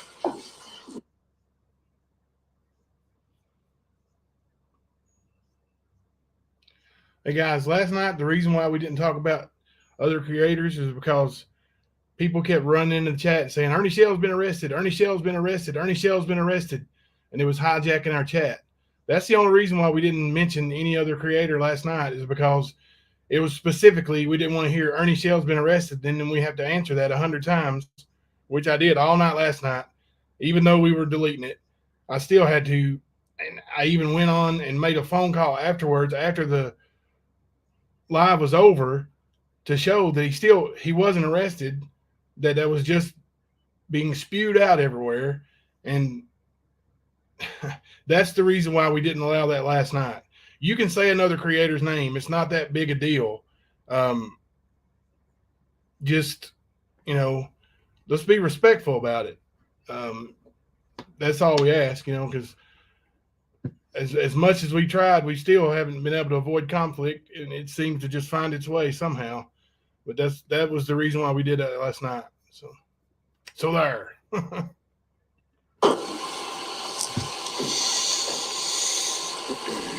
Hearsay is not just No, words. that's hearsay. I mean, that's she More did hearsay. go into that, but she set him up. She said she couldn't find who he was licensed, and then so leave it at that. But the letter's not admissible. The letter's not admissible, and they knew that, and they said it in front of the jury anyway. And you know the jury's not going to forget that, right? And just for completeness, did you do the same process with the state of Virginia? Yes. Okay. Had Mr. Shell ever purported to be a deputy? Yes. Of what? A deputy? Yes, he had. Did you do any investigation into that? Yes. Could you tell the jury what your investigation was? We contacted the county that he claimed to be a sheriff's deputy at, and they said that they had no record of him ever being a deputy there. Okay. And you said earlier part of your job was to talk to witnesses. Yes. Did you talk to a Pam Stidham? Yes. Could you tell me a little bit about what happened in your investigation and anything you obtained from Pam? Ernie had lived with Pam for several months, according to Pam's. May we approach, Your Honor? May we approach, Your Honor? Yeah. Miss Stidham testified. I'm not getting into what she said. I'm just getting a chain of custody for the computer so that we can introduce the contents of that computer. Well, but do that. That's what I'm doing. Yeah, and then what computer? The computer that belonged to Ernie Shell that Pam Stidham had. She testified to a laptop computer. Right, You're right, nobody. You would think Ernie was on trial for murder. That's what I told him. I was like, dude, they put you on trial. He said, I wasn't on trial. I said, the defense put you on trial. Whether you like it or not, the defense put him on trial. Absolutely.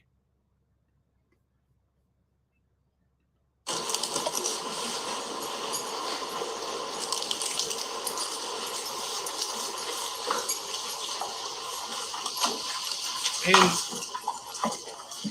when you talked to Pam Stidham, she told you about a computer. Yes. Could you tell the jury about that computer? I'm going to post something in the chat. Pam had this computer that belonged to Ernie, and that he had it had froze up and became aggravated and shot holes in the computer. I'm just going to hold it up. Is this the computer you got from Pam? Yes. Below. Yep, that's it. It's the same computer that Pam said belonged to Ernie, right? Yes. Were you able to get any information off of that computer? Yes, we took it to a gentleman that is very technologically intelligent, and he pulled some Technologically intelligent. data off the basic hard drive for us. Okay. So when you said we, you were a part of that process? Yes. I see. So for an investigator with a high education to say technologically intelligent.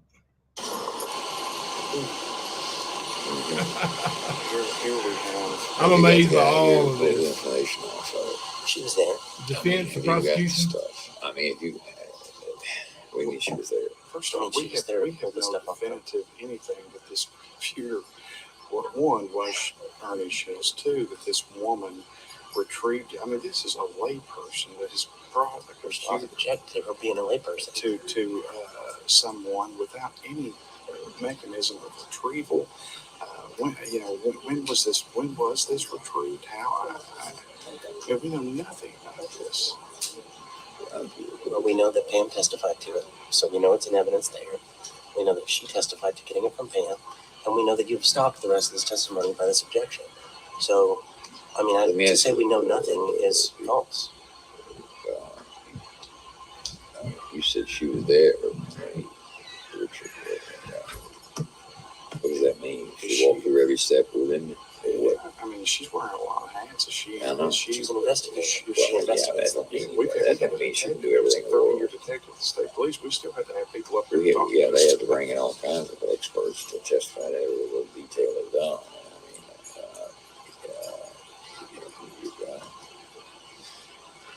You're talking about, she's talking about like somebody else took off this, a computer who can't, there's no link up here. But the link is the stuff on the computer, which has pictures of Ernie Shell. Yeah, well, yeah, So- you know what I'm talking about. The guy, whoever it is that took it off the computer. I'm confused. How, no, you're not. Who took it off the computer? The computer guy? Is he here? No. I mean, we can have him here if the court wants, or, I mean, we can go through the It's four not, questions. it's not my case. I don't have a dog in this fight. She was a part of the whole have your process. witnesses here. She can authenticate these pictures the same way she authenticated the other pictures. Which was a proper authentication. I'll put in my objections. It's the same process. There's no different process. She has seen these things. They self-authenticate. They are pictures. There's a little bit of It's difference. completely There's a difference self-authenticated. of opening up something on a computer and printing it out. Yeah. I'm fine with that. But when someone else has done it, and they're not here to describe what they did and how they did it. There's no magic technological thing to copying a file. It is not something that you need an expertise for. I can do it in 3 seconds, and I have no training on computers. All you do is copy it from one thing to another. Computer run? Huh? Is that computer run? Yes. It is a perfect hard drive. You just copy it. There's no. We're going to go through this there's no off the magic record first. We're going to go through this stuff off the record. I'm not off the record. We're going to go through this out of the presence of the jury first. I want to know more about this stuff. But,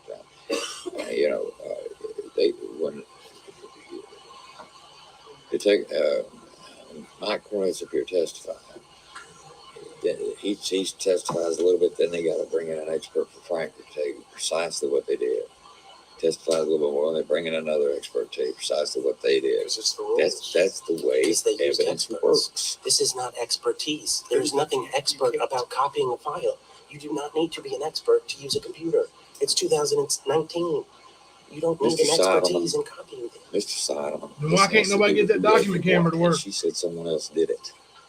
I will agree with that, but if you will let me ask some questions about I'm gonna let the jury step out, and we're gonna go through it out of their presence, and I'll make a decision on it. Okay. But now, just because you represent the defendant doesn't mean you get to leapfrog over evidentiary matters that are required. I understand your concern, and hopefully without the presence of the jury, I can clarify it. But my position is that nothing that has been done in this investigation requires an expert. Everything requires personal knowledge. That is true, and I'm going to get to the personal knowledge. So, okay, don't worry. All right. All right. You're going to ask the jury to leave, I think. Ladies and gentlemen, we're going to do something outside your presence for about 15 minutes. I apologize. I know this is being This video actually difficult takes for you. Please, 30 minutes. So if let's you will step outside. Same admonition. let's end here and start tomorrow. We're going to start tomorrow at 9 o'clock. We're going to discuss right now, but we're going to start back tomorrow at 9 o'clock. And by the end of the night, we will have been through the trial, and the jury will have the trial. So we will discuss now. Let me pull it off this share screen. Sorry, I got my scary lighting on. It gets too bright back there behind my head, and I don't want them ghost hunters coming up here looking for them. So I have to keep up with my phone. What's going on in the chat, because I cover up the chat on my screen. So what have we missed here? What's the questions we're asking? We can go back and see. I know some of you guys had some questions. They did not establish who posted the picture, whether or not Ernie or not on the Facebook or the dating site. Yeah, there's a lot of holes left. And I think part of that's the prosecution's fault for not rebutting more and asking those questions, like saying, hey, did you run this IP address? Because they brag about all these IP addresses, knowing all these IP addresses and stuff. Well, was this IP address, was this, website created from one of these addresses that Ernie Shell posts on his social media from? It can't be that hard to get. They could have been more specific, and they could have, if they wanted to prove that Ernie had a gay site or whatever, I think they could have actually proved that and not left all these questions. Yeah, Celtics 2-0 tonight. It is irrelevant, sort of. Steve, you'll hear in the end why they think it's relevant. Shelby had said that he told Ronnie King that, he was going to have relations with him, got him to lay down on the bed, and then, robbed him, took advantage, and then, did his thing, killed him. So, with tying him up and all that stuff. But the premise of him acting like he was going to act out a sex act, well, they try to say that this story was told to Shelby by Ernie and me as a joke, a prank, and that Shelby didn't come up with that was a story told to him, that Ernie's actually the one who's gay, and Ernie has this gay for pay dating site or whatever. That's the reason why they try to make it seem relevant. But the prosecution should have put them to task on that. I love my Celtics. I've been, Celtics fan since I was a little boy. Larry Bird was the first basketball player I ever remember watching.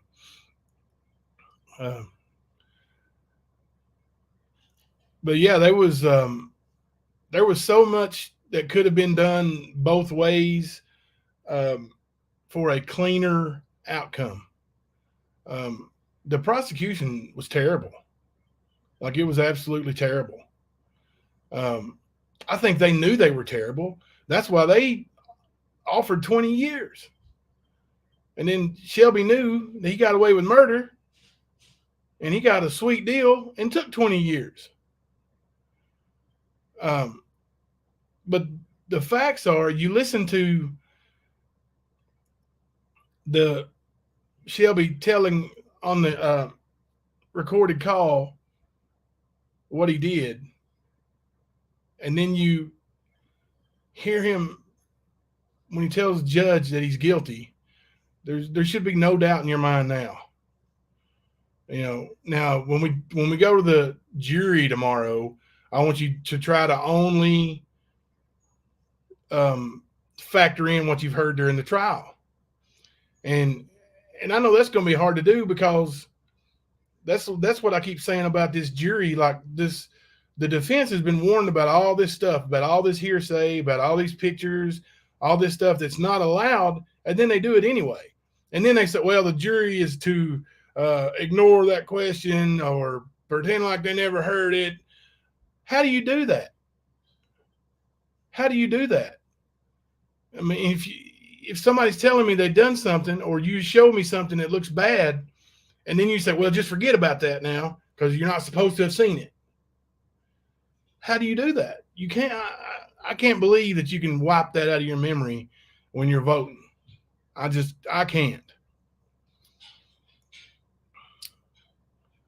You sat on jury duty, Blue Moon. Have you ever been told, ignore that question? Sure you have. I've never been on jury duty. I've been called twice, maybe 3 times, at least twice, and I couldn't go either time.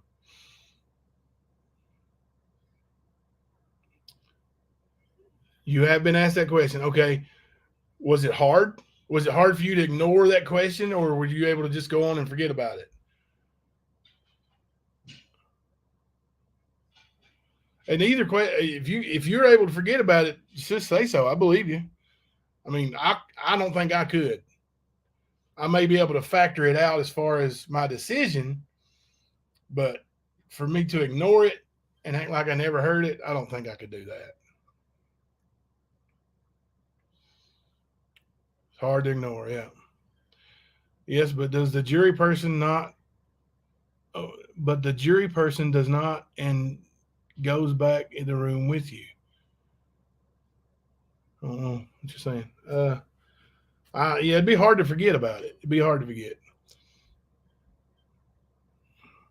Once got a case years ago, boring white collar crime. And there's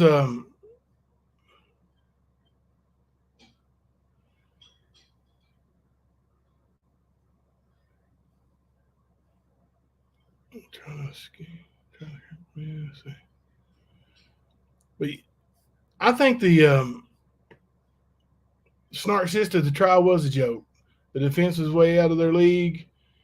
Shelby Shell was not guilty. Let's see. There was no way. Let's put this up there because I don't agree, but let's see what you guys say.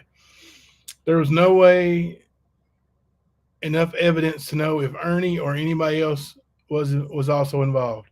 Okay, so you're saying Shelby Shell was no doubt guilty, but there was no way of knowing if Ernie or anybody else was involved. But so you think that the right outcome came then? Because if there's no way of knowing, then how do you put a man in prison for it? If you don't know Ernie was involved or Joe Schmo was involved, how do you put Joe Schmo in jail for it for the rest of his life because somebody don't like him or somebody, tried to implicate him? If there's zero evidence, how can you put him in jail for it?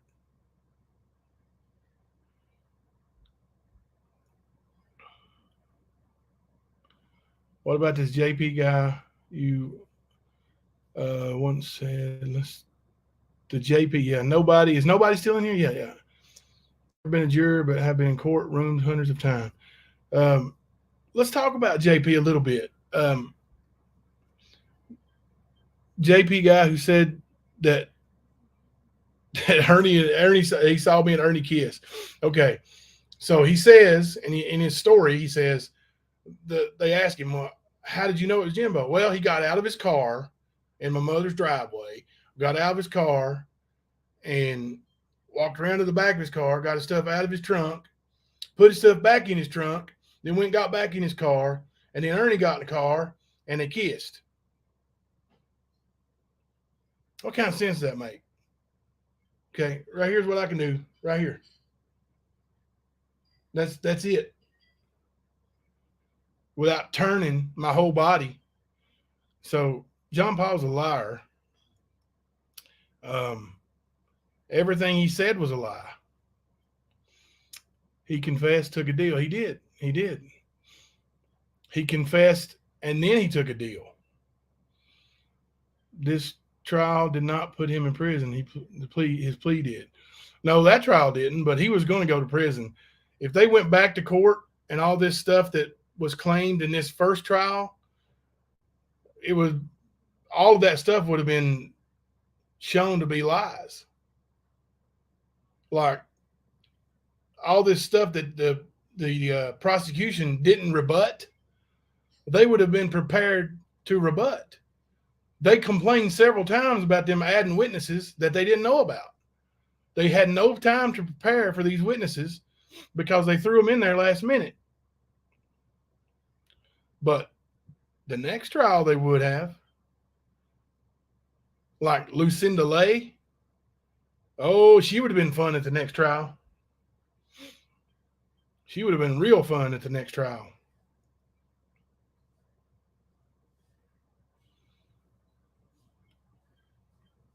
Yeah, I agree. Nobody. There's where we stand on JP. I did look up his record today, just the Harlan County record. I don't know if he's been in trouble anywhere else, but it's quite extensive. Assaults and a lot of thefts and just being drunk and high and actually there's a couple of trafficking charges, drug trafficking.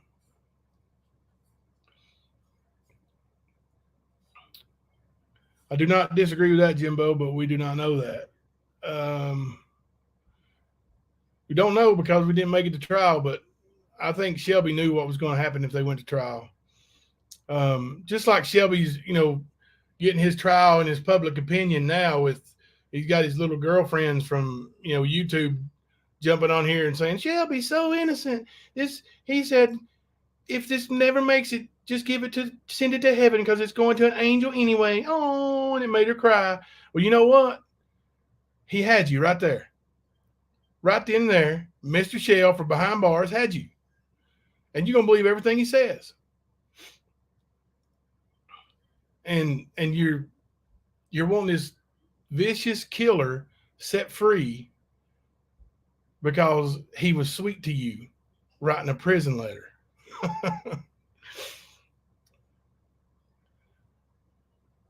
And all this evidence he says he has, like the video of Ernie giving him all this stuff that he's got on video. If they had video of Ernie giving him rings, jewelry, and stuff, necklaces, and all that stuff from Ronnie King's house, they would or Ernie would be in jail. If that video existed, Ernie would be in jail. Aaron Chase says Ernie Shell has guilty knowledge. What do you think he knows? Indulge me.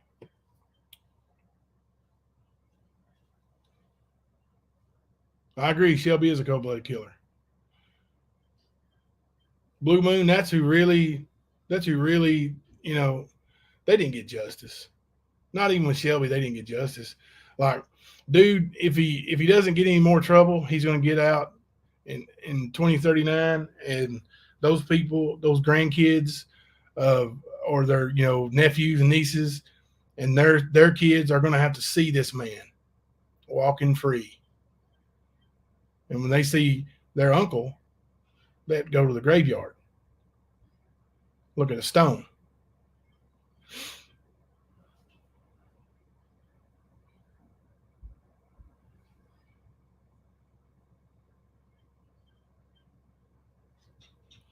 You still stand with Shelby Lee and would have told on Ernie.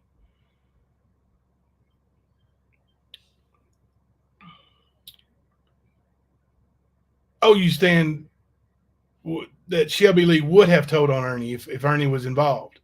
I think he would too. I mean, he's basically trying to say Ernie did it, right? So if he had absolute knowledge that Ernie did it, he would say, Ernie did it. I mean, he's coming right out and saying without, putting himself at the murder, which he's already admitted to doing. So, can't get double jeopardy. Why not say, hey, Ernie was there. Ernie did this. Ernie helped me do that. Ernie did this. Or Ernie drove. Why not say anything that implicates Ernie that you know for a fact you can prove?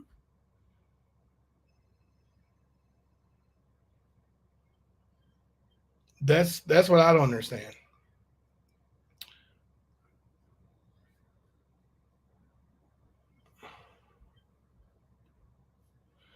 He helped his brother, even if blown away. I think that's the source of Ernie's PTSD.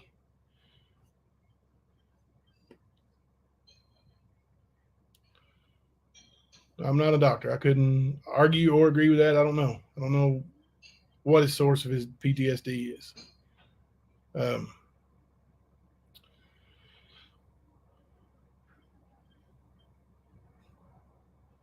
Anyone who had video would have been an accessory after the fact. Yeah, and that's another thing. They tried to say there was all these photos that Eric Rush had, and that there was a gag order. Nobody was allowed to talk about it. But Eric Rush had photos, 300 and some photos of him and Ernie at the crime scene, laying next to the dead man's body. Swore them down. She'd seen them. I've seen them. I've seen crime scene photos. I know they're there. I know they're real. Now our whole YouTube channel's gone. It's called out for a lot of stuff.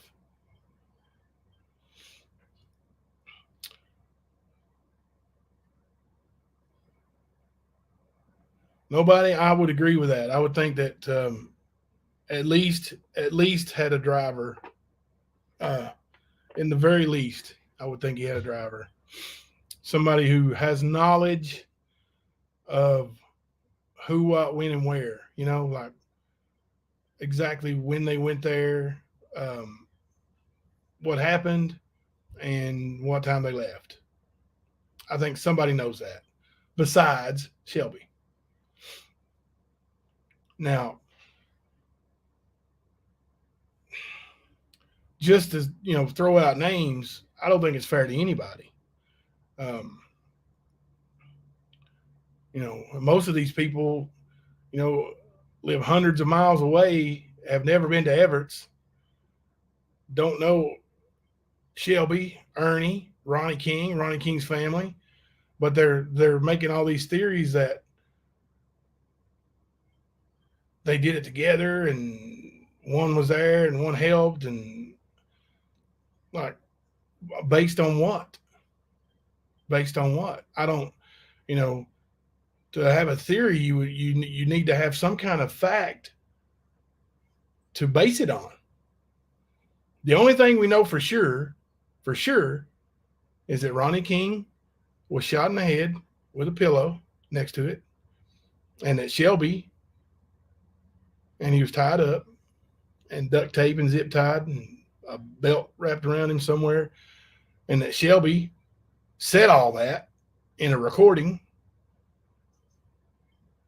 and then later pled guilty to it and told the judge he did it.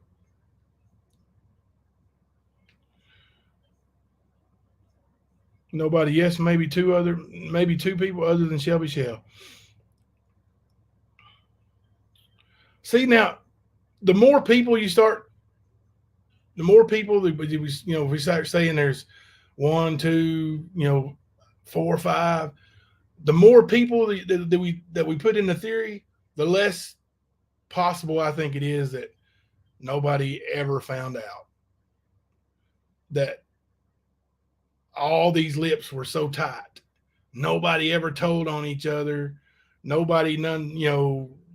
of this backbiting with all these accusations being hurled at each other, with Ernie and Shelby and all this joke stuff going on. If all that stuff, if there was more than 1 or 2 people, how in the world would they keep all of that without not one single person ever saying, you know what, I was there?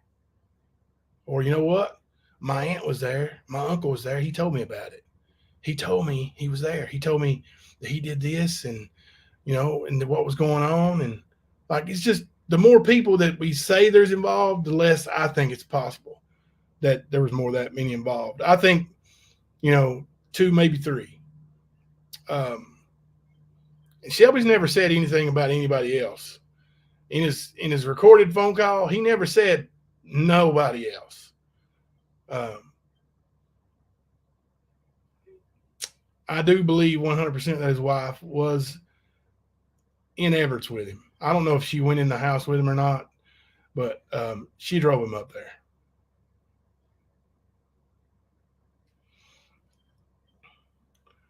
Yeah.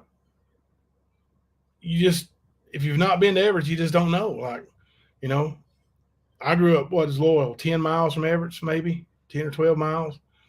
And, I never went to Everett's because I didn't have no business in Everett's. If you're not from Everett's, you usually don't have a reason to go there. We played them in football every year up until I got in high school.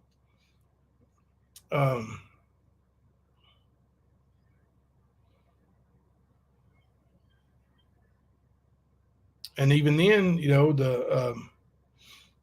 after I transferred to Harlan, we played them after that, small schools. But I don't think Aaron Chase. It's just everybody's got a theory, and you guys just hear me the loudest because I'm the only one that you can hear a voice. So I'm saying, I project my voice, and I'm just giving my theories too. Sorry, I take your comment down. I get carried away and don't even remember I have comments up there, but everybody's just got a theory, and you're no different. There's, a bunch of people got a theory. Like I said, there's so many people. Like, we've got people as far away as California with their own theory, and they probably never even heard of Harlan County, Kentucky, or Everett's. How many? Does anybody know the population of Everett's? Do you know nobody before I look it up?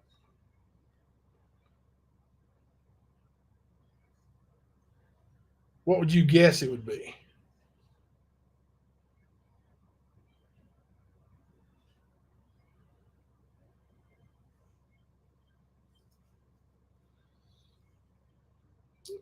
All right. What would you guess the population of Everett's would be?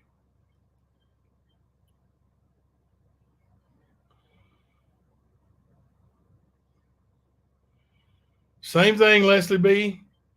On the way in, on the way out. Put on your helmets for the railroad rocks on the way in, on the way out. Always a fight. Always a fight. Yeah, it's close. 686 people is the population of Everett's. The last year it was the censory or censor, whatever they call it, was there. 686 people. It's very small, very small.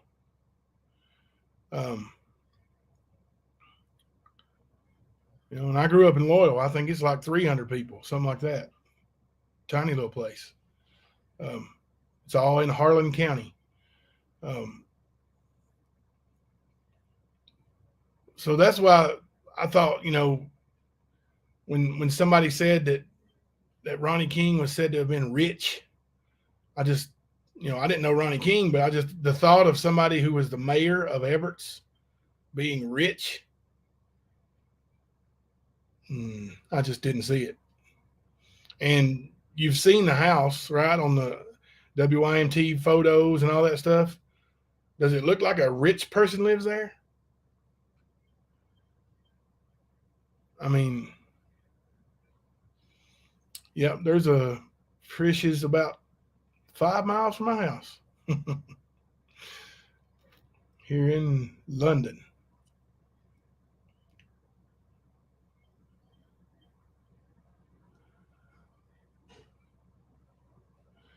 There used to be a Shoney's in Corbin. Health department shut down. One place where I could go get all you could eat bacon, and they shut it down. Oh gosh. 650 is the size of my hometown. I got the Village Vibe from Everett's. There you go. Comparatively, he was probably rich. I don't think so. I mean, I've seen the house he lived in, and I would not say that was a rich person's home. And a rich person being the mayor of I think the mayor probably makes $500 a year, $600 a year in Everett's. So yeah, I don't see it. I don't see him being rich. Definitely Steve, definitely not rich enough to die. Yeah, no, the bacon. Who is like, and that's the thing to me is ultimately what we're talking about is somebody took the life of another person. And who are you to decide when another man takes his last breath? Like, I've got some people that I think very lowly of. I wouldn't wish death on them. And that's people I don't like. That's, why? Oh, you in Elizabethton? I know people there. I know quite a few people there. One of the best MMA fighters that I've ever known, personally known, is from there.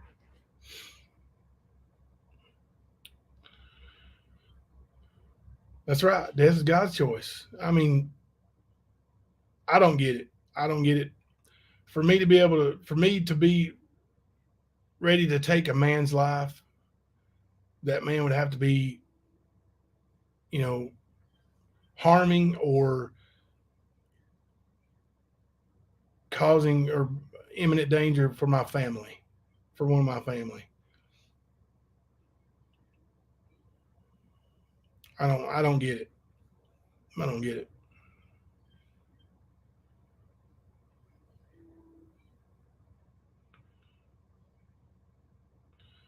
I know, Aaron, but I just don't understand. And I'm not nice about everything. I mean, I have, like I said, there's people I have ill will of towards. There's people, but I don't wish death on them. I don't want to see them again. I don't ever want to see certain people, and I'll go out of my way to not see them. But death, I don't know, man. I couldn't live with myself. I know it would bother me. I used to joke around, I've never been hunting, but I killed a deer, a rabbit, and a squirrel in 1 week. Got them all with my Silverado. And I'm going to tell you, those animal deaths that I caused were hard for me to deal with, like for real.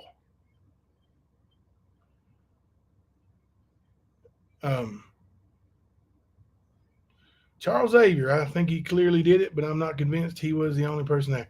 Yeah, I think it's, I don't know, put a 1 in the chat if you are of the opinion that there was more than likely at least one other person there or within the vicinity that has knowledge.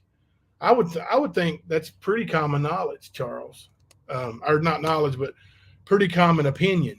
I think a lot of people think that.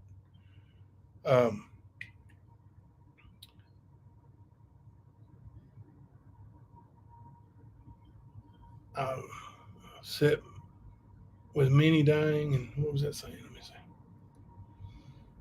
It's not a good feeling. Yeah, I bet. Yeah, it's. Y'all hear the train going by? Old Johnny Cash, hear the train rolling around the bend. But unless Shelby decides to, have one of those, I don't know, come to Jesus moments and, decides, hey, I'm going to tell everything and tell the whole truth. Unless he does that, we probably won't know. We probably won't know.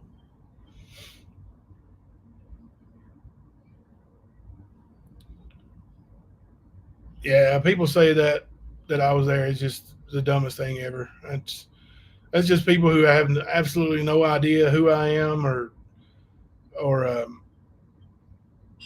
for one thing, I've got a pretty distinct looking body. It was even more distinct when I weighed 350 pounds. So if I would have been in Harlan, Kentucky, when I go to Harlan, Kentucky, even now that I'm thinner, I'm not thin, but even now, people see me and they say, from a distance, oh, there's Jimbo. I saw Jimbo in Harlan yesterday. I saw Jimbo. Like, believe me, somebody would have seen me and said, hey, you were in Harlan last night or that night or whenever. Like, I think Shelby committed the act by himself. I agree with you on that, Aaron Chase.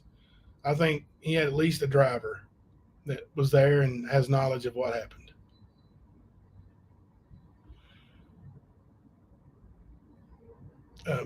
Because, if you heard the phone call, when you heard the phone call,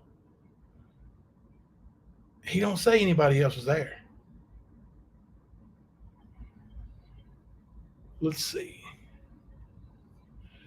Jimbo, it's been said that there is documentation that there were, in fact, a partial palm and fingerprint found. I can't find that documented anywhere.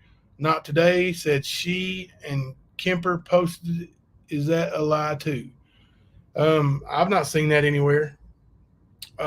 Everything that she posted has been taken down. Now, is it possible that there was a fingerprint or a palm print in that house somewhere? I'm sure. As sloppy as that murder was, yeah, I would. Now, when they asked Detective Cornett if there were any fingerprints, he said no. He was the lead investigator, and he said no on the witness stand. So, maybe that's one of those magical things that was in Shelby's motion of discovery, like the video of Ernie giving him all that evidence.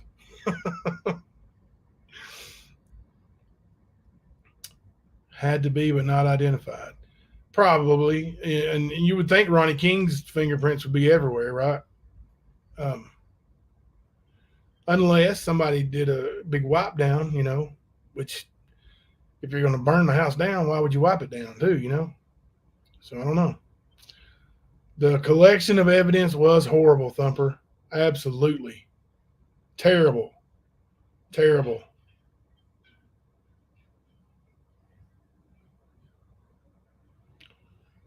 Has Cornett ever been mayor or something down there? No.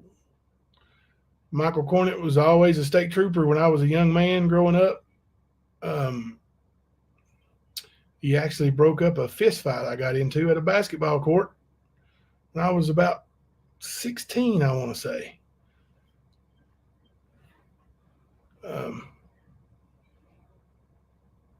And I don't even think he was a detective at that point.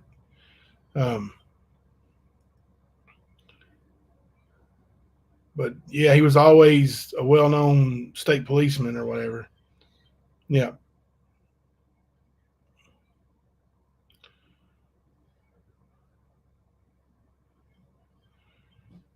I don't know. Nobody, Cornett was state troopers as far back as I can remember. I don't know if he was any other kind of law enforcement before that. He's from the Cumberland area, right? He's not actually from like down in the Harlan City area, right? I'm pretty sure he's like up towards Cumberland, which he's retired now. So.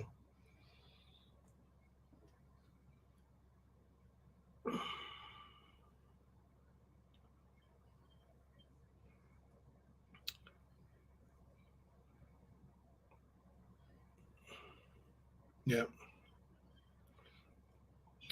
Post 10 covers Harlan, part of Knox, Bell County. Does it cover Leslie County, or is that Hazard Post or Letcher? So Bell, Knox, and Harlan. Weird how that works. Still holler between Everett and Cumberland, 30-minute drive. I've heard that's not drivable anymore. Is that still there, Charles?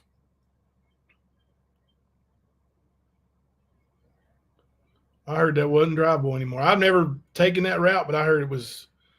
Shoot, I heard that years ago that it wasn't drivable anymore. Like the mountain slid off or something. Me, no. I've not lived in Harlan since I was 17 years old.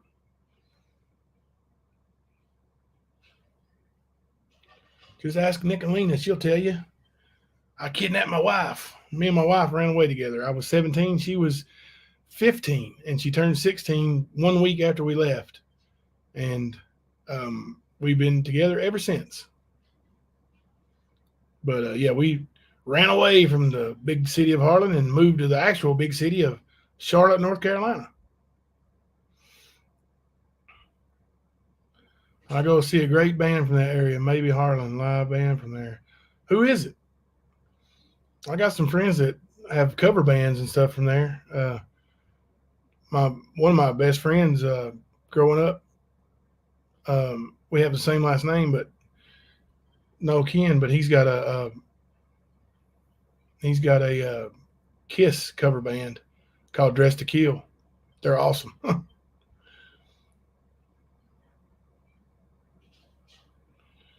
Yeah, pegged me as a pedo because I was 17 and my wife was 15 and we ran away together. Yeah, that was terrible. That was terrible. I'll tell you what, if I had it all do over again, I'd do it exactly the same way because it turned out great for me. Turned out great for me. I made Mama C mad at me a while ago. We had one of those videos playing. I went in through there and I said something, made her mad at me. Post 10 just covers Bell, Knox, and Harlan, correct? Okay.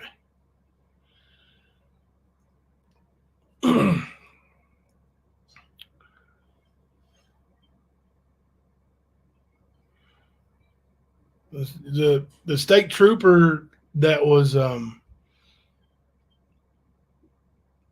conducted the roadblock in Harlan, from Harlan, that Danny Cottle is now the post commander, I believe, here in London. Or he was less than a year ago.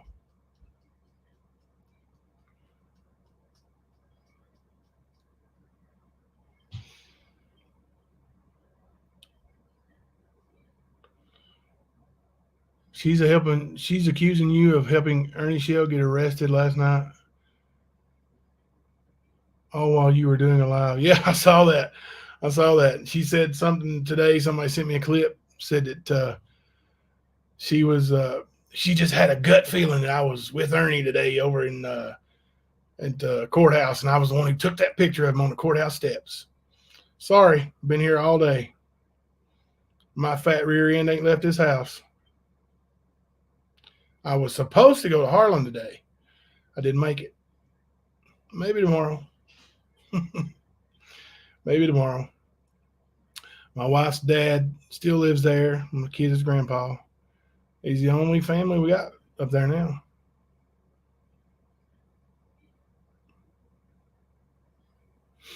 Yeah. Yeah, I've still not seen Ernie since the McDonald's thing, and I haven't talked to Ernie since that last time they brought him on live stream over here that night.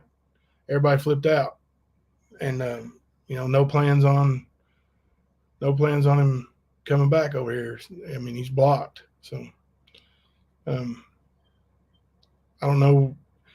They want it to be so they can go, aha, but it's just not so. Just not so. I've been over in Virginia for 5 years now. I have lost touch with many over there. I moved out of Harlan when I was 17 because they're, even once we got married, me and my wife, when her mom let us get married eventually, and there just wasn't any work in Harlan. So, we didn't spend any time in Harlan. When we moved back from Charlotte, I had back surgery pretty soon after, and as soon as I healed up from back surgery, we moved to Lexington. We lived there for a long time.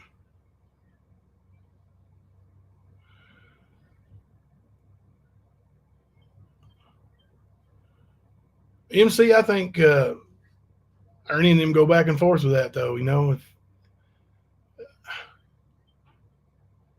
some people think that those are working together. I don't know. I don't know anymore. I don't know what to believe on YouTube. What you see is definitely not what you get a lot of times.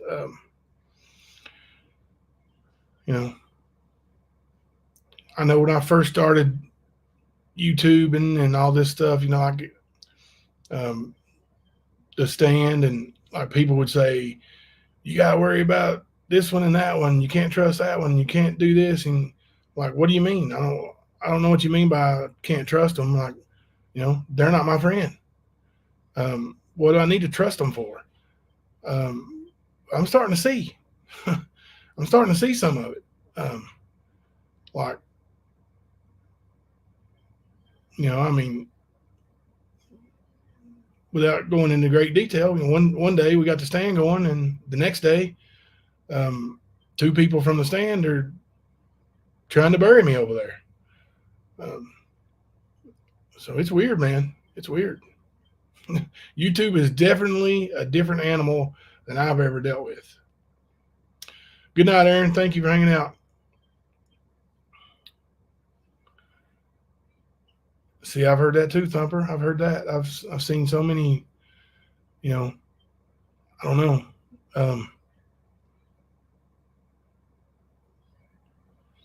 So many people. It's not just you. I mean, there's a lot of people with that opinion. You know that. A lot of people. So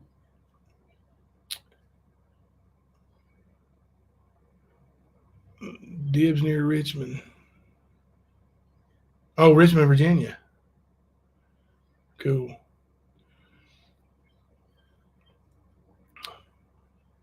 The lies get out of control, and that's the thing. Like, I'm not over here lying. Like, I hate to feel like a little school kid say, "Come at me with a fair fight," but I'm over here telling the truth. You making up lies. Why? I don't even get it. And most of it stems from that day I was freaking nice to Ernie for a couple minutes.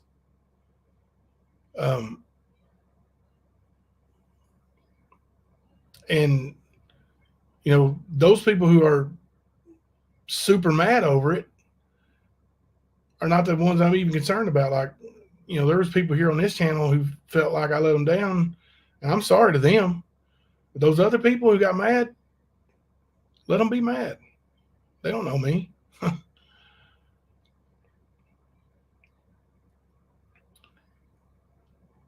Yeah, this is you guys are like this is like a just a different family. It's like a family setting. I really feel that. There's several people who I interact with daily, with text messages and Facebook messages, and in Discord, which is new to me. I don't know nothing about it. But and these people are good to me. So I feel like it's genuine.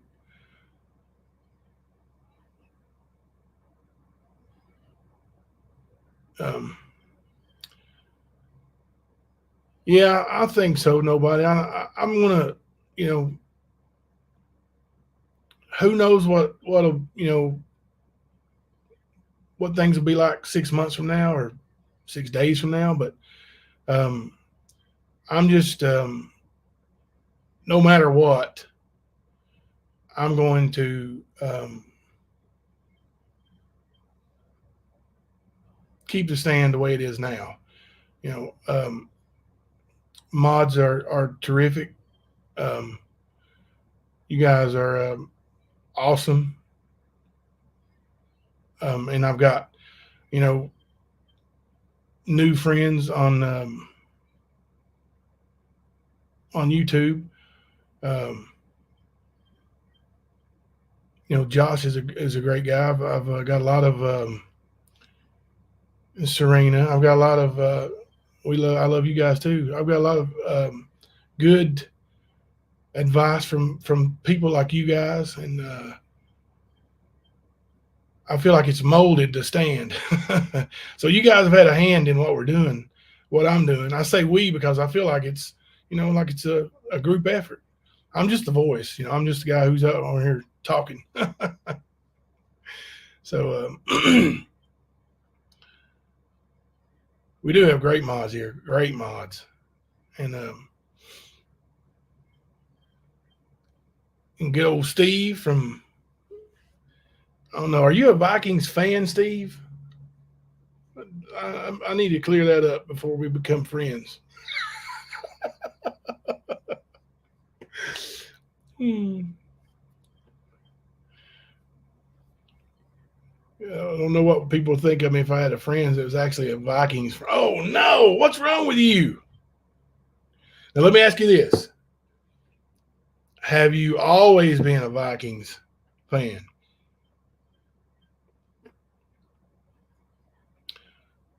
See, I can respect people who have stuck with a team throughout. It's the ones who jump ship, and those are the ones who kill me. Like, what are you doing? I love my Cowboys no matter how bad we suck. And believe me, you don't like the team. Well, that's good news. That's good news. Are you saying? No, I'm a Dallas Cowboys fan through and through. I love my Cowboys. As miserable as it is to be a Cowboys fan, I'm always going to be. Cowboys and football, Celtics and basketball, Cubs and baseball. So, yeah, I'm really new to Discord. I'm really new to it. Like, people literally will send me a message on here to tell me they've sent me a private message on Discord. So, oh, okay, let me check that out. So, I've never been a fan of NASCAR, but I do like going to live races. Actually, here's a fun fact for you guys. You guys know I coach youth basketball, right? I have a 13-year-old basketball player. He may be 14 now. Anyway, 13 or 14 years old, and he is a professional race car driver here in Kentucky. He's pretty good. He's pretty good. Caleb Creech. So if you guys are into that kind of thing, check him out. Look him up on Facebook and follow his page. His dad covers all his races, and his dad builds his cars for him. It's kind of a family thing.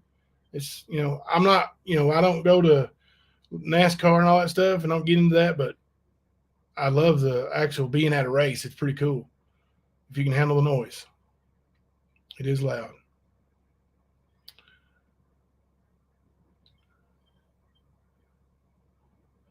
Broncos. I like the Broncos when they had Peyton Manning. I believe he is kin to Eddie Creech. It might not be the same Eddie Creech you know. I think he's got an uncle, Uncle Eddie. Sounds funny though. But oh no, Cardinals fans, yeah. Don't worry, the Cubs are hardly ever relevant.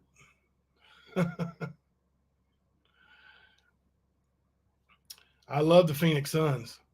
I'm a Celtics fan through and through, but Devin Booker, baby. Kentucky boy, right? Yeah.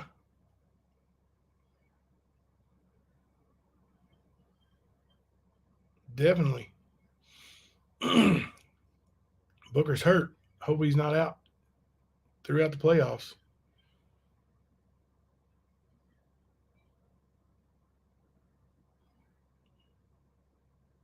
Yeah. It's probably a pretty common name.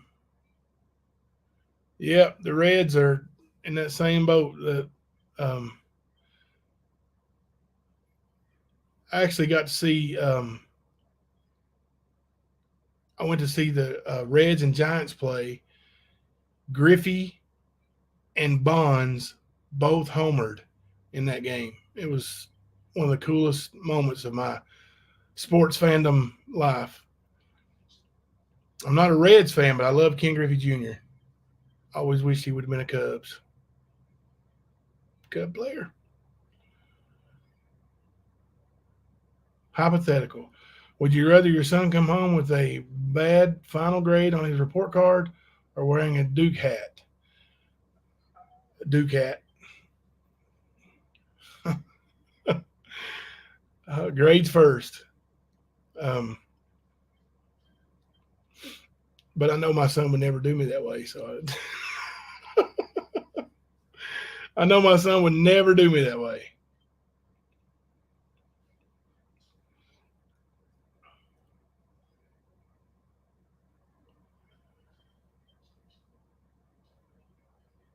Grew up watching the Reds baseball with your dad, and that's cool, and cousins. You live in Illinois, you're either a Cubs or a Cardinals fan. What about the White Sox? Oh, White Sox suck. Okay. Good night, not my monkey. Yeah, we're about ready to head on in tonight too. I was just got carried away talking to you guys. I like a little interaction every now and then, and some get to know me stuff, get to know you guys stuff. So open up a little bit. Tomorrow we will.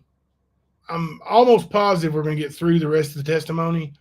There's this Jessica Wells finishes up. There may be there's a computer expert that talks about all the stuff they find on the hard drive from Ernie, and it's bad. It don't prove murder, but it proves, it hurts his credibility. But we should be able to get completely through the trial tomorrow, including closing arguments. So we're going to start earlier tomorrow, 9 p.m. I know for some reason it picks up later and later with the numbers, but we'll try to get in a little earlier and start. That way some people can, because we're going to try to cover 3 or 4 hours and, get this trial part over with. Maybe by next week, we can be full force into something else. And I've got a couple things that I'm really interested in, and that we're probably going to a couple different things, maybe one night, one another, and split it up. So I appreciate you guys hanging out so long and chatting with me. We'll be back tomorrow night at 9 o'clock. I'm Jimbo. We're coming to you live from the stand.